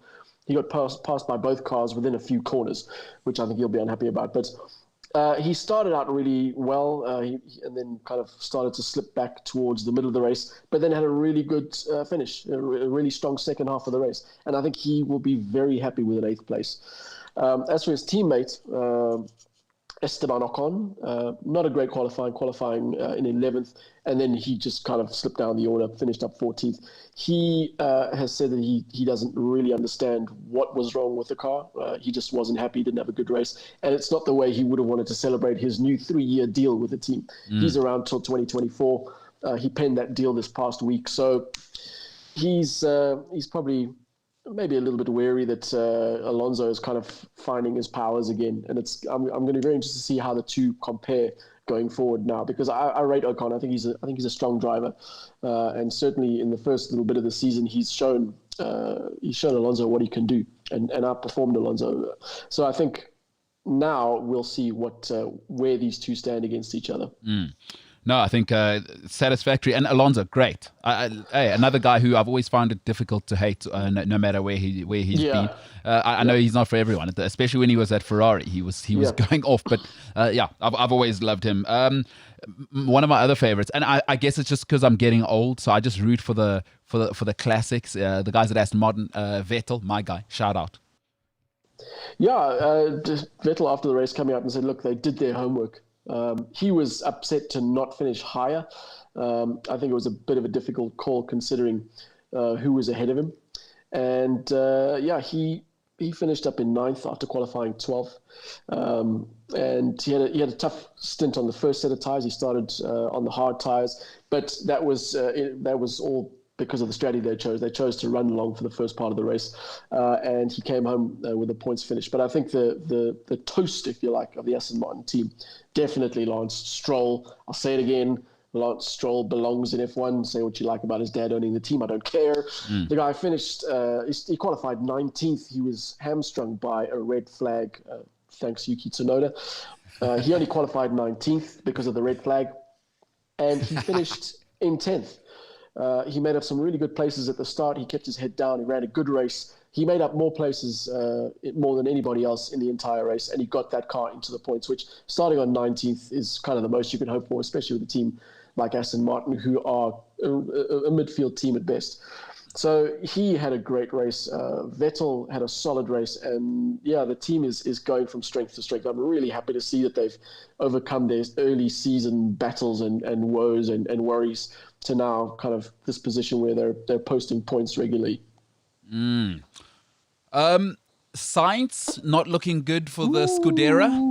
Stop it. I knew it was coming. So now we need to have a rule now. If you use that, so you can't use Sainz as Sainz. Yeah, you've used it like 3 shows now. You can't use Yuki as you keep on doing whatever you're doing. And you can't use finish in any kind of other than to refer to Finnish people. You also can't use Stroll, because I'm sure I used Stroll. No, Stroll is too easy. Look, guys, I've just recovered from COVID, and anything's possible. I'm not going to say, COVID changed everything. I think you should just agree to this. We should have a gentleman's agreement that once a pun is done, a pun is done. Keep in mind at this stage that I am closer, and we have been known to shake your hand, but then also spit on your back as you turn around. I'm just saying. Wow, you're putting the whole Xhosa nation under that umbrella. Well, no. I'm just saying that you know, pretty much just did that. For all of our idealisms in life, is we are who we are. You know, I may betray you because of my genetics, not because of what I want to do. So I just keep that in mind. So for now, we'll say I won't use it again. So you're a fan of you're a believer in nature, not nurture. Absolutely. I mean, Huxley told us. Good old Huxley, huh? Yeah. James, the interesting one there. He was known as Darwin's bulldog. That's definitely. As you know only too well. Yeah, I do. So you know the science says I'm closer, and I may spit on your back as you turn around after just shaking your hand. So sure. I don't know where it's going to go from here, and you know, Scuderia Ferrari ultimately is why we're here. And they are quite literally scratching their heads. Sainz and Leclerc both come out and going, well, we don't know what happened. They just both struggled. Sainz had a better weekend than Leclerc, I think. A better qualifying and finishing just outside the points, finishing 11th place. But he did look stronger than Leclerc the whole weekend. But Ferrari just went backwards in the race. Qualified 5th and 7th, finished 11th and 16th. And as I said earlier, they lost that third position in the World Constructors' Championship to McLaren. Still early season, but it was a big hit for them to have both cars out of the points. Charles Leclerc literally looked like he was going backwards the whole race. Every time we saw him on TV, he was under attack or being passed by somebody. And he just didn't have a great race at all. And interestingly, Ferrari put him on. They brought him in for a second stop. And I wondered what was the point of that second stop. And it turns out that they wanted to put him on a second stop to see if they could, it was a bit of an experiment to see what they could find out about that in a set of tires. And in Formula One, if you're experimenting in the middle of a race, you've basically given up and you are desperate for answers. So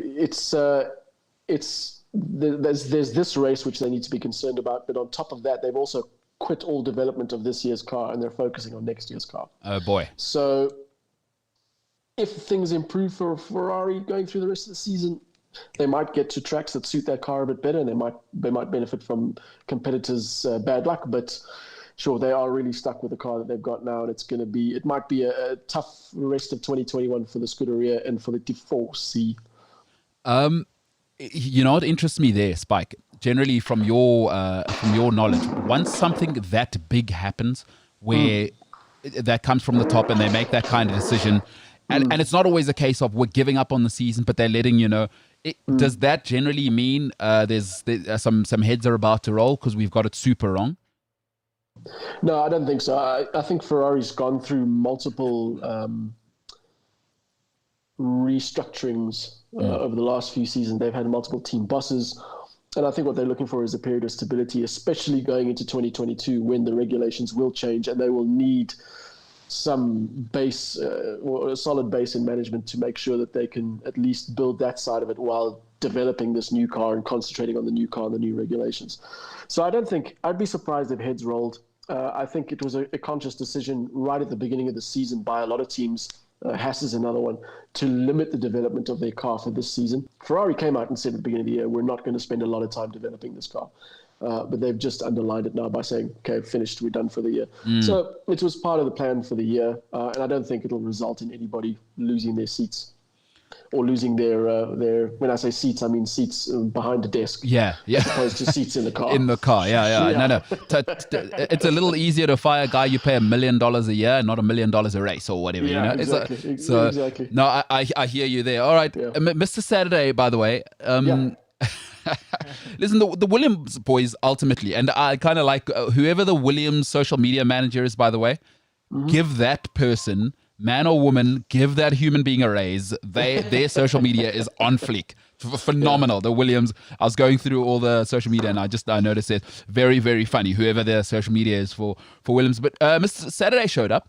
Yep. He did another great qualifying, did George Russell, putting it on P14 and finishing P12. So going ahead, going up through the grid to the end of the race, and he came out and said that was the best race that he's ever had with Williams.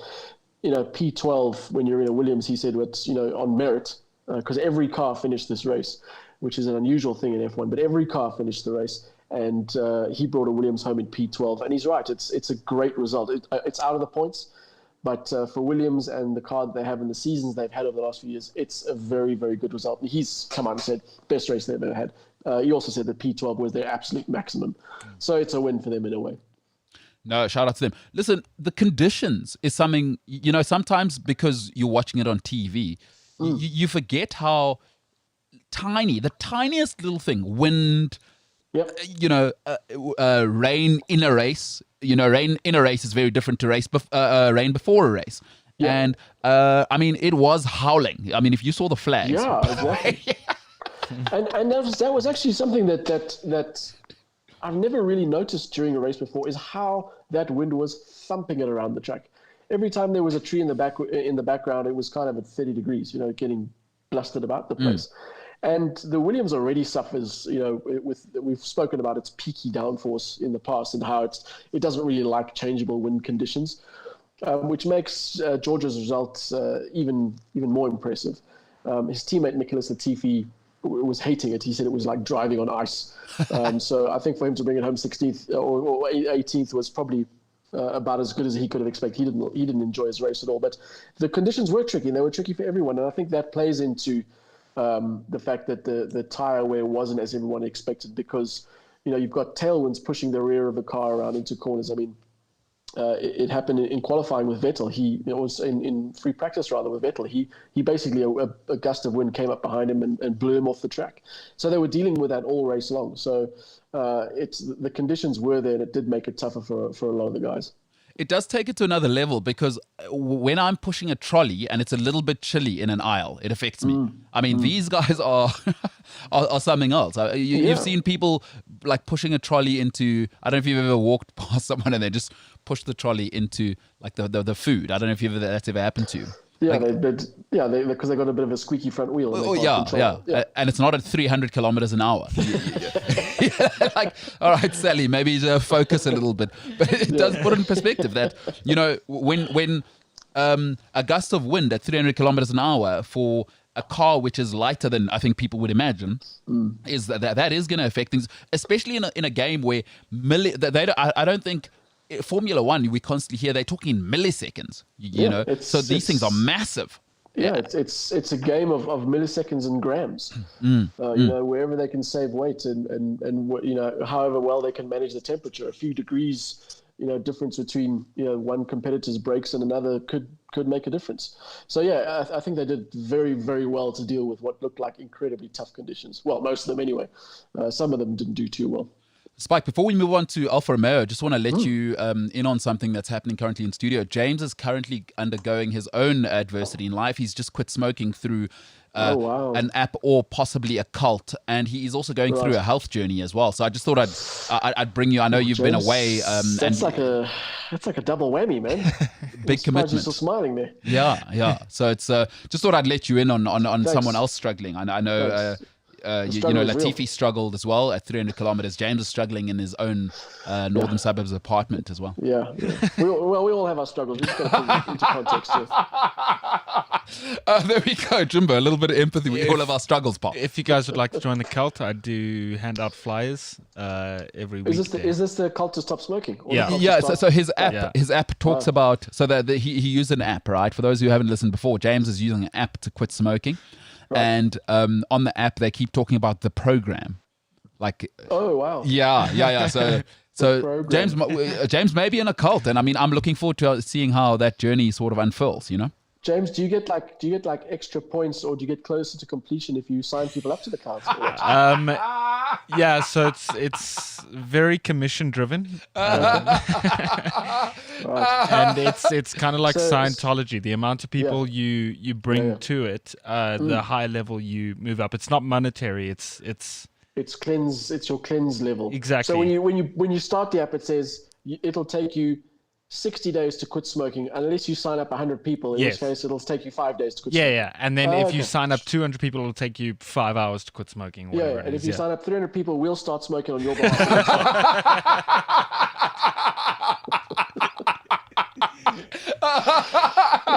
So yeah, that's what it is. All right. Alfa Romeo had another tough weekend. Oh shit! I do feel sorry for the guys. They were looking. They were putting some good results together. They were kind of thereabouts. They were looking a little bit consistent, and then they have this race where Giovinazzi finishes 15th after qualifying 13th. He didn't have a great day, and Raikkonen, average qualifying, had a great start. He made up 3 places, I think, within the first 2 laps, or he made up a quick 3 places, but then struggled with graining for the rest of the race. And he said he also specifically mentioned the fact that it was windy and he was battling with that. Qualified 17th, finished 17th, but I don't think he cares because he's Raikkonen, so he'll collect his paycheck and rock up next week in Austria. Yeah, I mean, when things got tough for him, he's just like, Kimi a break. I knew it. I knew. Okay, that's another one you can't We've use. used Kimi before, though. Yeah. So that's you. Yeah, you broke a rule there. Kimi a break. It was bad the first time. You don't have to repeat it. You know, what's important in this time as a COVID survivor is you've got to be able to enjoy the little things, Spike. If there's anything I've learned from the trauma of having to stay in a warm apartment with lots of food, is that you have to be able to appreciate the little things, you know? Right. All right, should we finish off with... I'm not buying your puns as enjoyment of anything. Oh, you're not going to get into the... Okay, no, all right. no. You know, it's... so, you know, some things are for the people, some things are for... The thing is, your puns, you may see your puns as little things, but I see them as big disappointments. So it's difficult to... One man's meat is another man's poison. Fair enough.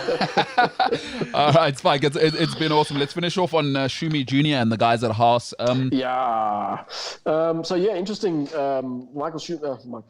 Mick Schumacher had a great qualifying, best qualifying he's ever had. Qualified 15th, but then binned it. So that was a bit of a tarnish on his qualifying record. And then had to endure a battle with his teammate, got shoved off the track. Didn't quite enjoy that with Nikita Mazepin. They finished the stone last because it's Haas, and that's what they're going to do this season because they started the season going, well, this is a write-off season, so don't expect much from us. They finished 19th and 20th. Still, I think you've got a feel for team boss Günther Steiner, who turfed their previous 2 drivers, Romain Grosjean and Kevin Magnussen, because of this intra-team rivalry and the shenanigans between them on track and the upset that was causing within the team. And it looks like you've got a situation where Mick Schumacher and Nikita Mazepin are pretty much heading down that same road, not enjoying each other's company. Mick Schumacher's manager is Michael's brother Ralph. He came out and said, well, let's just put it this way, they're not going to go on holiday together. So they're not the best of mates, and that's spilling out onto the track. And Günther Steiner, probably one of the nicest and funniest guys in the paddock, if Drive to Survive is to believe, now has to deal with an intra-team rivalry, just like he did with Magnussen and Grosjean, and he has to deal with it all over again. And it's going to be interesting to me to see what happens ultimately, because you've got one guy who's, the son of an almost living legend, Mick Schumacher, and then you've got the other guy, Mazepin, whose dad pays the bills. And which one do you keep? Yeah. Hey, good question. Listen, is anybody talking about what we need to be talking about here? Is, hey, Günther, maybe you're the problem. You're the common denominator. So don't take it out of Günther. He's your friendly local Formula One team manager. I like him. I like old Günther. Yeah, I see his face and I smile. I'm like, that's my boy. Yeah, you just hear him talk, and he's everything that comes out of his mouth is just comical, wonderful. Yeah, listen, a great racing weekend. I think superb. Really across the board, having watched highlights and catching, as I said, the last 10 laps. Again, Spike, I got to tell you, as a viewer, make the cars louder again. I know you've addressed this. But... Yeah, it's not going to happen. All right, okay, well, technology, huh? Sorry. All right, what we got coming up next race? What are we looking forward to? When is it? When am I getting up? Are they going to make the cars louder? Are they going to water the pitch? Is it going to be at night? These are the questions you have to ask Formula One. So the answer to all 3 of those questions is no. But the next race is at the Styrian Grand Prix, which is basically the Austrian Grand Prix, but they're calling it the Styrian because the week after that is the Austrian Grand Prix. So 6 days' time now, the Styrian Grand Prix at the Red Bull Ring, home race for Red Bull. Pretty much a home race for Max Verstappen, although there will be a Dutch race this year as well. And I think that the Red Bulls have got their tails up. I think Mercedes are it's difficult to say that they're worried or that they're struggling. But certainly once you kind of get into this mode of being beaten and this kind of struggle to keep up at the front, it has to start impacting you, and they're going to have to try really hard to reestablish themselves as front runners of the front runner in this year's championship. The one thing I am looking forward to is Dan Ricciardo. I want to see how well he does, because Austria is a place that's hard on the brakes. There's lots of opportunities for him to use his natural skill to make up some places. And so I'm looking forward to seeing how well he does overall, but also how he does against Norris, because as much as Norris has been stealing the headlines this year, I think now that Dan is finding his feet, so to speak, I think he might be taking the fight to his teammate, and that's going to be a good battle to watch. Yeah. So now what? 2 Austrian races in a row? Yeah, we've got a triple header. So the first one was France. Next week is the Styrian. Week after is Red Bull Ring Austrian Grand Prix. What's the story there? I mean, have the Austrians invented the cure to terrible voices? I mean, why do they get 2 races in a row? Why was that your first? Sorry, Spike. Why was that your first? I was going to ask that same question. Terrible voices? Cure to terrible voices. I was with somebody this weekend whose we don't need to know whose that lady much. has one of the worst voices on earth, and I've told her this, that she's got.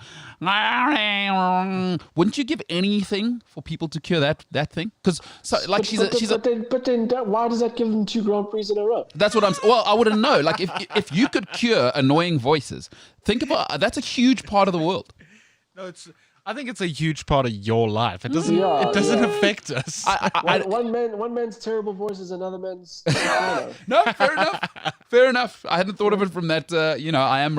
This will shock you, as I am rather self-centered. So okay, so 2 races in a row, huh? Yeah, 2 more races 3 races in a row in a total, but 2 more to go over the next 2 weeks. Oh, good for the Austrians. I mean, listen. Is this one Spielberg, or is it the week after Spielberg? No, it's Styrian. No, this is Spielberg. Spielberg is the area. Red Bull Ring is the track. Styria, I think, is the province or the region. Ah, okay. So it's Spielberg is the town, Red Bull Ring is the track, Styria is the region, Austria is the country. Right. So next week, Styrian Grand Prix in Styria at the Red Bull Ring in Austria. Week after, Austrian Grand Prix at the Red Bull Ring in Styria in Austria. It's a lot. It's a lot to take in, but listen, they gave us skiing, so shout out to them. Formula One's a complicated business. So. It is. It is. True. Listen, the Austrians, I've never skied in Austria, but they gave us skiing as we know it now, so shout out to them. Give them 2 races in a row. Listen, Spike, we always let you go without taking questions. We're gonna obviously let the podcast viewers go at this stage, and some of the viewers on YouTube. But do you have time to stick with us to answer some of our listeners' questions? Yeah, absolutely. All right, so with pleasure. We're gonna end the show. And we will come back. So stick with us if you're on the tubes. YouTubes, stick with us for a little bit. We will be back in a little bit. Spike Valentine's going to stay with us, and we'll answer some of your questions. Otherwise, if you are listening to the podcast, my name is MKT. This show here is named after me, and that feels unbelievable. It feels unbelievable. It's a Monday. Let's have a powerful week, everybody. Whatever you're going through, I hope you find a way just to soldier on and smash it. But it's Monday. Let's be strong this week, and let's have a good time. You know, if you're around people, try and be nice to them. Try and be kind. Try and share. Not sure, not always easy, but let's all try and do these things. Have a great week. It is Monday the 21st of June. This is the MKT Show. I am MKT, but for now, we are the hell out of here. All right, we're clear. Spike, we are back. James is going to read some of the questions from... There's more than one? There's a couple. No, there's a couple. People love you, Spike. People are... You know, I know. It's as hard to believe for me as it is for you, but there's always lots of questions on Formula One, and unfortunately, you know... it's so awesome that sometimes we do kind of carry on, but let's, if you don't mind, and I appreciate you sticking with us. Let's take some questions, Jimbo. I'll let you read those out, and let Spike take those. Right, so we have a couple of questions. The first one is more of a statement. I got a WhatsApp from my brother. Mm-hmm. He said, Is he also part of the cult? Yeah, that's why he had to move to Vietnam. Yeah, he was actually going to try and coax you guys into joining it with us. All right. So he said that a couple of weeks or months ago when we first started the F1 shows, you were still sort of convinced by Mazepin almost. And he said to me, I need to finally hear Spike say that Mazepin is crap. I said it on the first F1 show. I said it on the first F1 show a couple of months ago, and he didn't agree. He said we need to give him a chance, but come on. James's brother, just to put it into context for those who didn't hear those comments about me saying we need to give Mazepin a chance. He is an F3 race winner. He's an F3 contender. He finished third or second, I think, in F3. He did have some talent, but of course stepping up to F1 is a different ballgame. And in his own words, he has found it difficult. He hasn't been the best, I'll give you that. And I think it's one of those situations where I don't think he's going to improve. I think he's, the thing for me about Formula One drivers is they hardly ever come out and go, oh, well, it's really tough, I don't know what I'm doing. Or, we don't have the answers, and end the statement there. And if they do say it, they go, well, you know what, I don't have the answers, but I'll work on it and we'll get there. Or the team's working on it, or I just need to work on myself. And they kind of gee themselves up almost to make sure that they get to the point where they need to be. I haven't heard Mazepin say that. I've heard him come out and go, well, you know what, F1 is a lot tougher than I thought it was. End of statement. And for me, that kind of says, well, it's a lot tougher than I thought it was. He doesn't seem to be trying anything different. He still goes into situations way too hot and almost invariably comes out secondhand. So, I agree with you. I think if he does stick around, it'd be a travesty because, let me rephrase it. I think if his form stays the way it is and he sticks around next year, it'll be a travesty because it just means someone more talented is not getting an opportunity and he's just holding up a seat because his dad owns the team. Sounds like my old relationship, That's why my girlfriend had to let me go. She just felt like I was occupying the seat of someone more talented. So that's brutal. Okay. That's, probably TMI as well, but yeah. I have to be open. I want to live in an open. You also got to pick your moments. Is that a bit? It's a fine balance. Was that a bit much for you, James? No, I'm okay with it, but What, you okay with me being miserable and single? yes. Wow. Well, I mean, to be fair, even if you were with someone, you'd be miserable.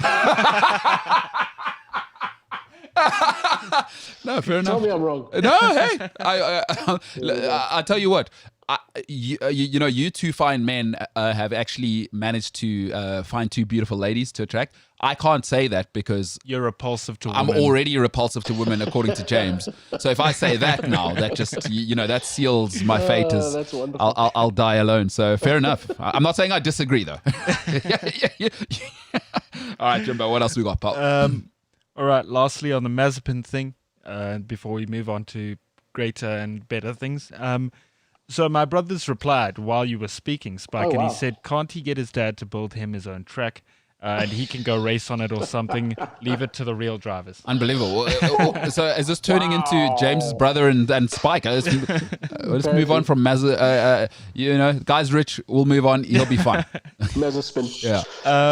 Rickus says this was one of the best F1 races over the past 18 months. Since Max has finally has a competitive car for the first time in his career. He really is showing how good he actually is. 7th year in F1 at the age of 23. Yep. That's incredible. Yep. Damn.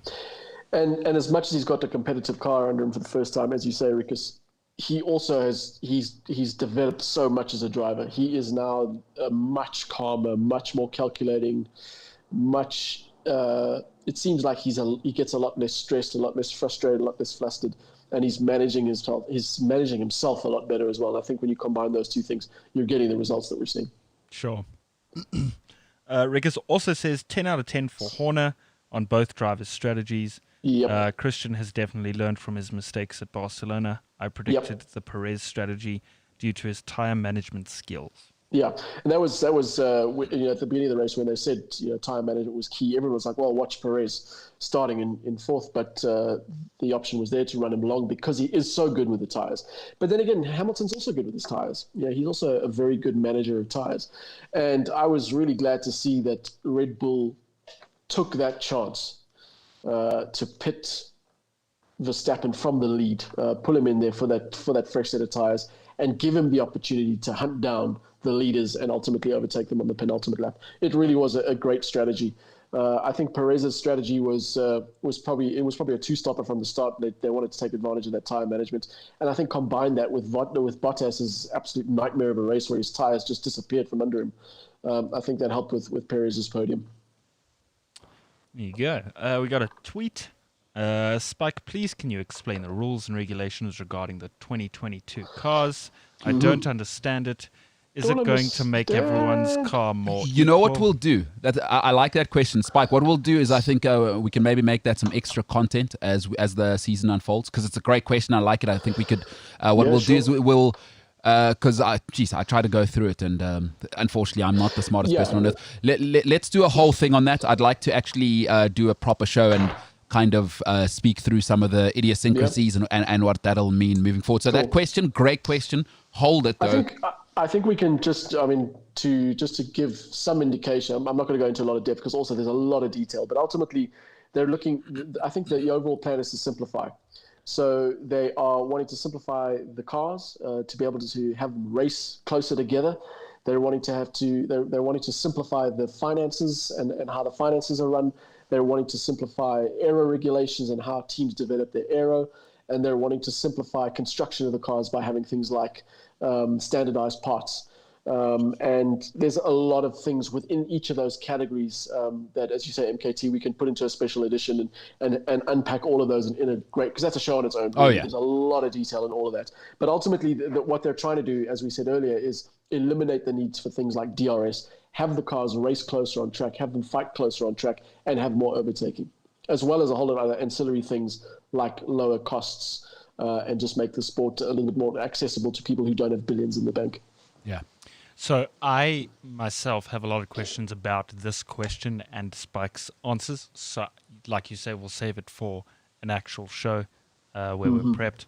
Back to the YouTube comments. Rika says the most exciting part of 2022 is that the dirty air of the car in front won't mess too much with the car following. I think that's the one thing in F1 that still sucks. Yeah, absolutely. And what you're referring to there is the combination of simpler front wings and bigger rear wings. And what that'll do is, and again, I don't want to get into it too much because we'll have a special episode about it, but they're saying that they're anticipating that the car behind will be, it'll have a far greater window to close in on the car ahead without any aids like DRS, for example. Awesome. Speaking of DRS, Rika says DRS is one of the best things in F1 at the moment. It creates a better spectacle irrespective of what the rules are. Some people will be happy, some unhappy, and others look for any reason to complain. Yeah, true that. It's the same with the engine. People saying, "Oh, the engines aren't loud enough, or they don't sound like V12s or V10s." Sure, they don't, but we're not racing 20 years ago. We're racing in cars that are lighter, faster, and more efficient, and that's the world we live in. So yeah, it's kind of unfortunate, and I do agree. The cars sounded epic; they sounded amazing. But as far as I'm concerned, F1 is not about sound; it's about the technical prowess and the ability to race, as we said earlier, within grams and within milliseconds. And within minor degree differences of cars, and that for me is the essence of it. It's we still get good racing at the end of the day, and we're getting better racing now than we've had in many seasons.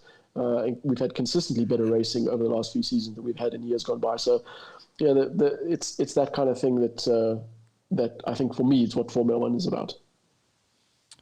The best part of Scuderia this weekend was Leclerc's helmet design. I didn't see it. Oh, I didn't even notice it. Me neither. I'm gonna Google it. I'll look it up. I'll definitely look it up. All right, Jimbo, what else we got, pal? One more YouTube and then a couple of tweeters. Rika says, I just looked at the weather at Spielberg for this coming weekend and they predict thunderstorms from Thursday to Sunday. It could be another very exciting race. Water the pitch, Oaks. Even old God says water the pitch. Water the pitch, boys. Shout out God. My gosh. Water the pitch, boys. So then that makes it interesting as well, because Verstappen is a past master in the wet. He enjoys the wet conditions. So that's going to add another. It always does, but it's going to add an extra special dimension to the race now that we're kind of getting to a point where championship leads are being fought for. Told you, Oaks, water the pitch. That's why you get the Austrians 2 races in a row. Not because they're fixing annoying voices, but because they're watering the pitch. It has nothing to This do is with why you anything get to do the with Formula Austrians 1. 2 races in a row. Water the pitch, boys. Wunderbar, as they might say. On the tweets, do you guys think this Verstappen-Hamilton battle will go right down to the last race in Abu Dhabi, or will there be a point where one of them runs away with it? I think, all things considered, I think it's probably going to go down to the wire. I think if anyone does, I think the biggest margin that I can see is maybe 2 races to go before there's a clear winner. Yeah. I think both these guys are at the absolute height of their powers, and it's fascinating to watch. And it's phenomenal racing to watch. And I think if the teams do their jobs right, and the cars behave themselves, and we don't have mechanical gremlins putting races to end like it happened in Azerbaijan, I think it will go all the way down to the wire. I also think the Merc team, as well as Hamilton himself, won't let this slip too easily. No, I don't think so. I think they, as we said before, they have all the resources in the world. They know how to win. They've won 7 world championships between them, so they'll come back strong.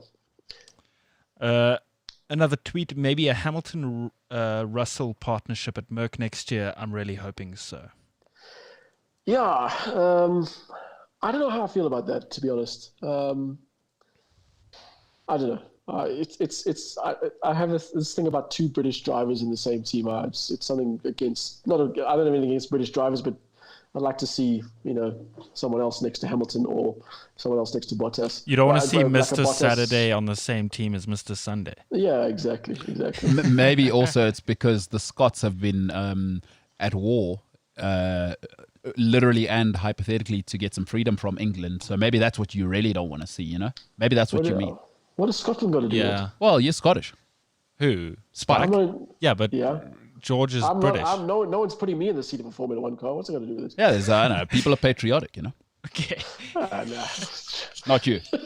No, I don't mind Russell. I think if I wouldn't mind. I don't know why I think this, but I would rather see Hamilton and somebody else, or Russell and somebody else.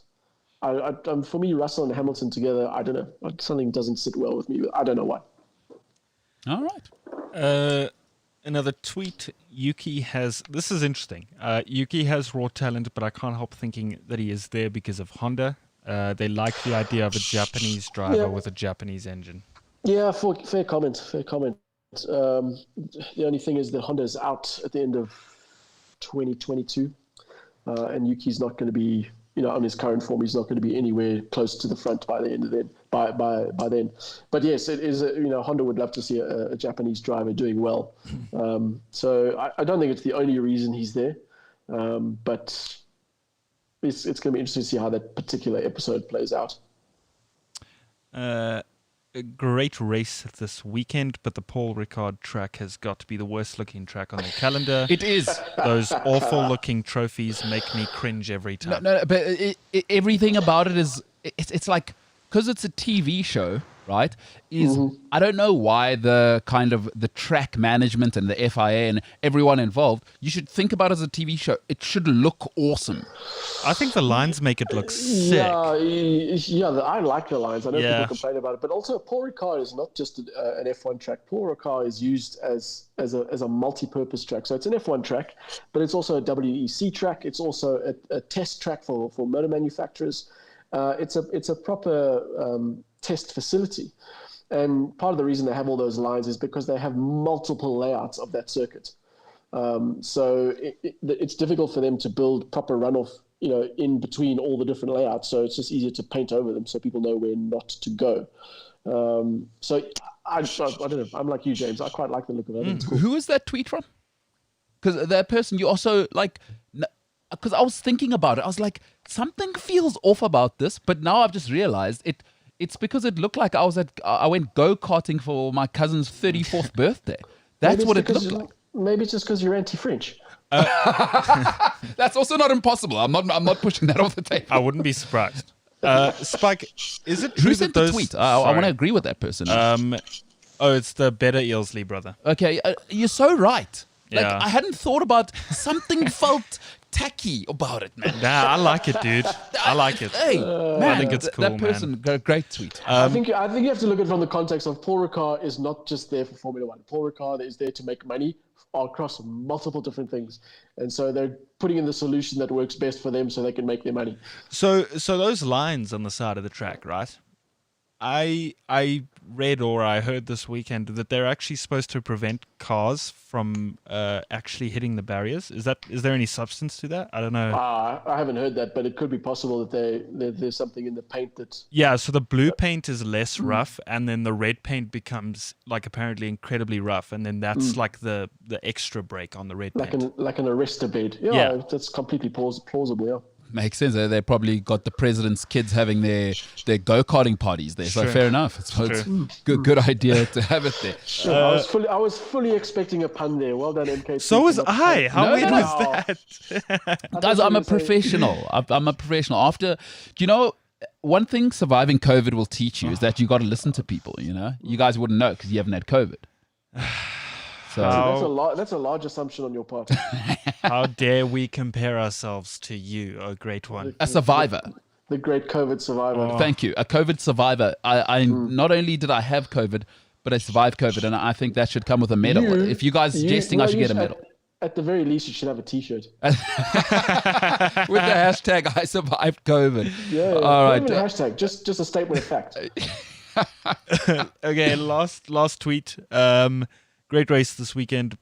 That's the same tweet I just read. I'm hoping with 3 race weekends in a row, it'll mean that there will be 3 Mondays in a row of Spike and the boys discussing F1. I love the F1 shows with you boys. Hashtag the MKT Show. There you have it, Spike. The people have go. spoken. The people have spoken.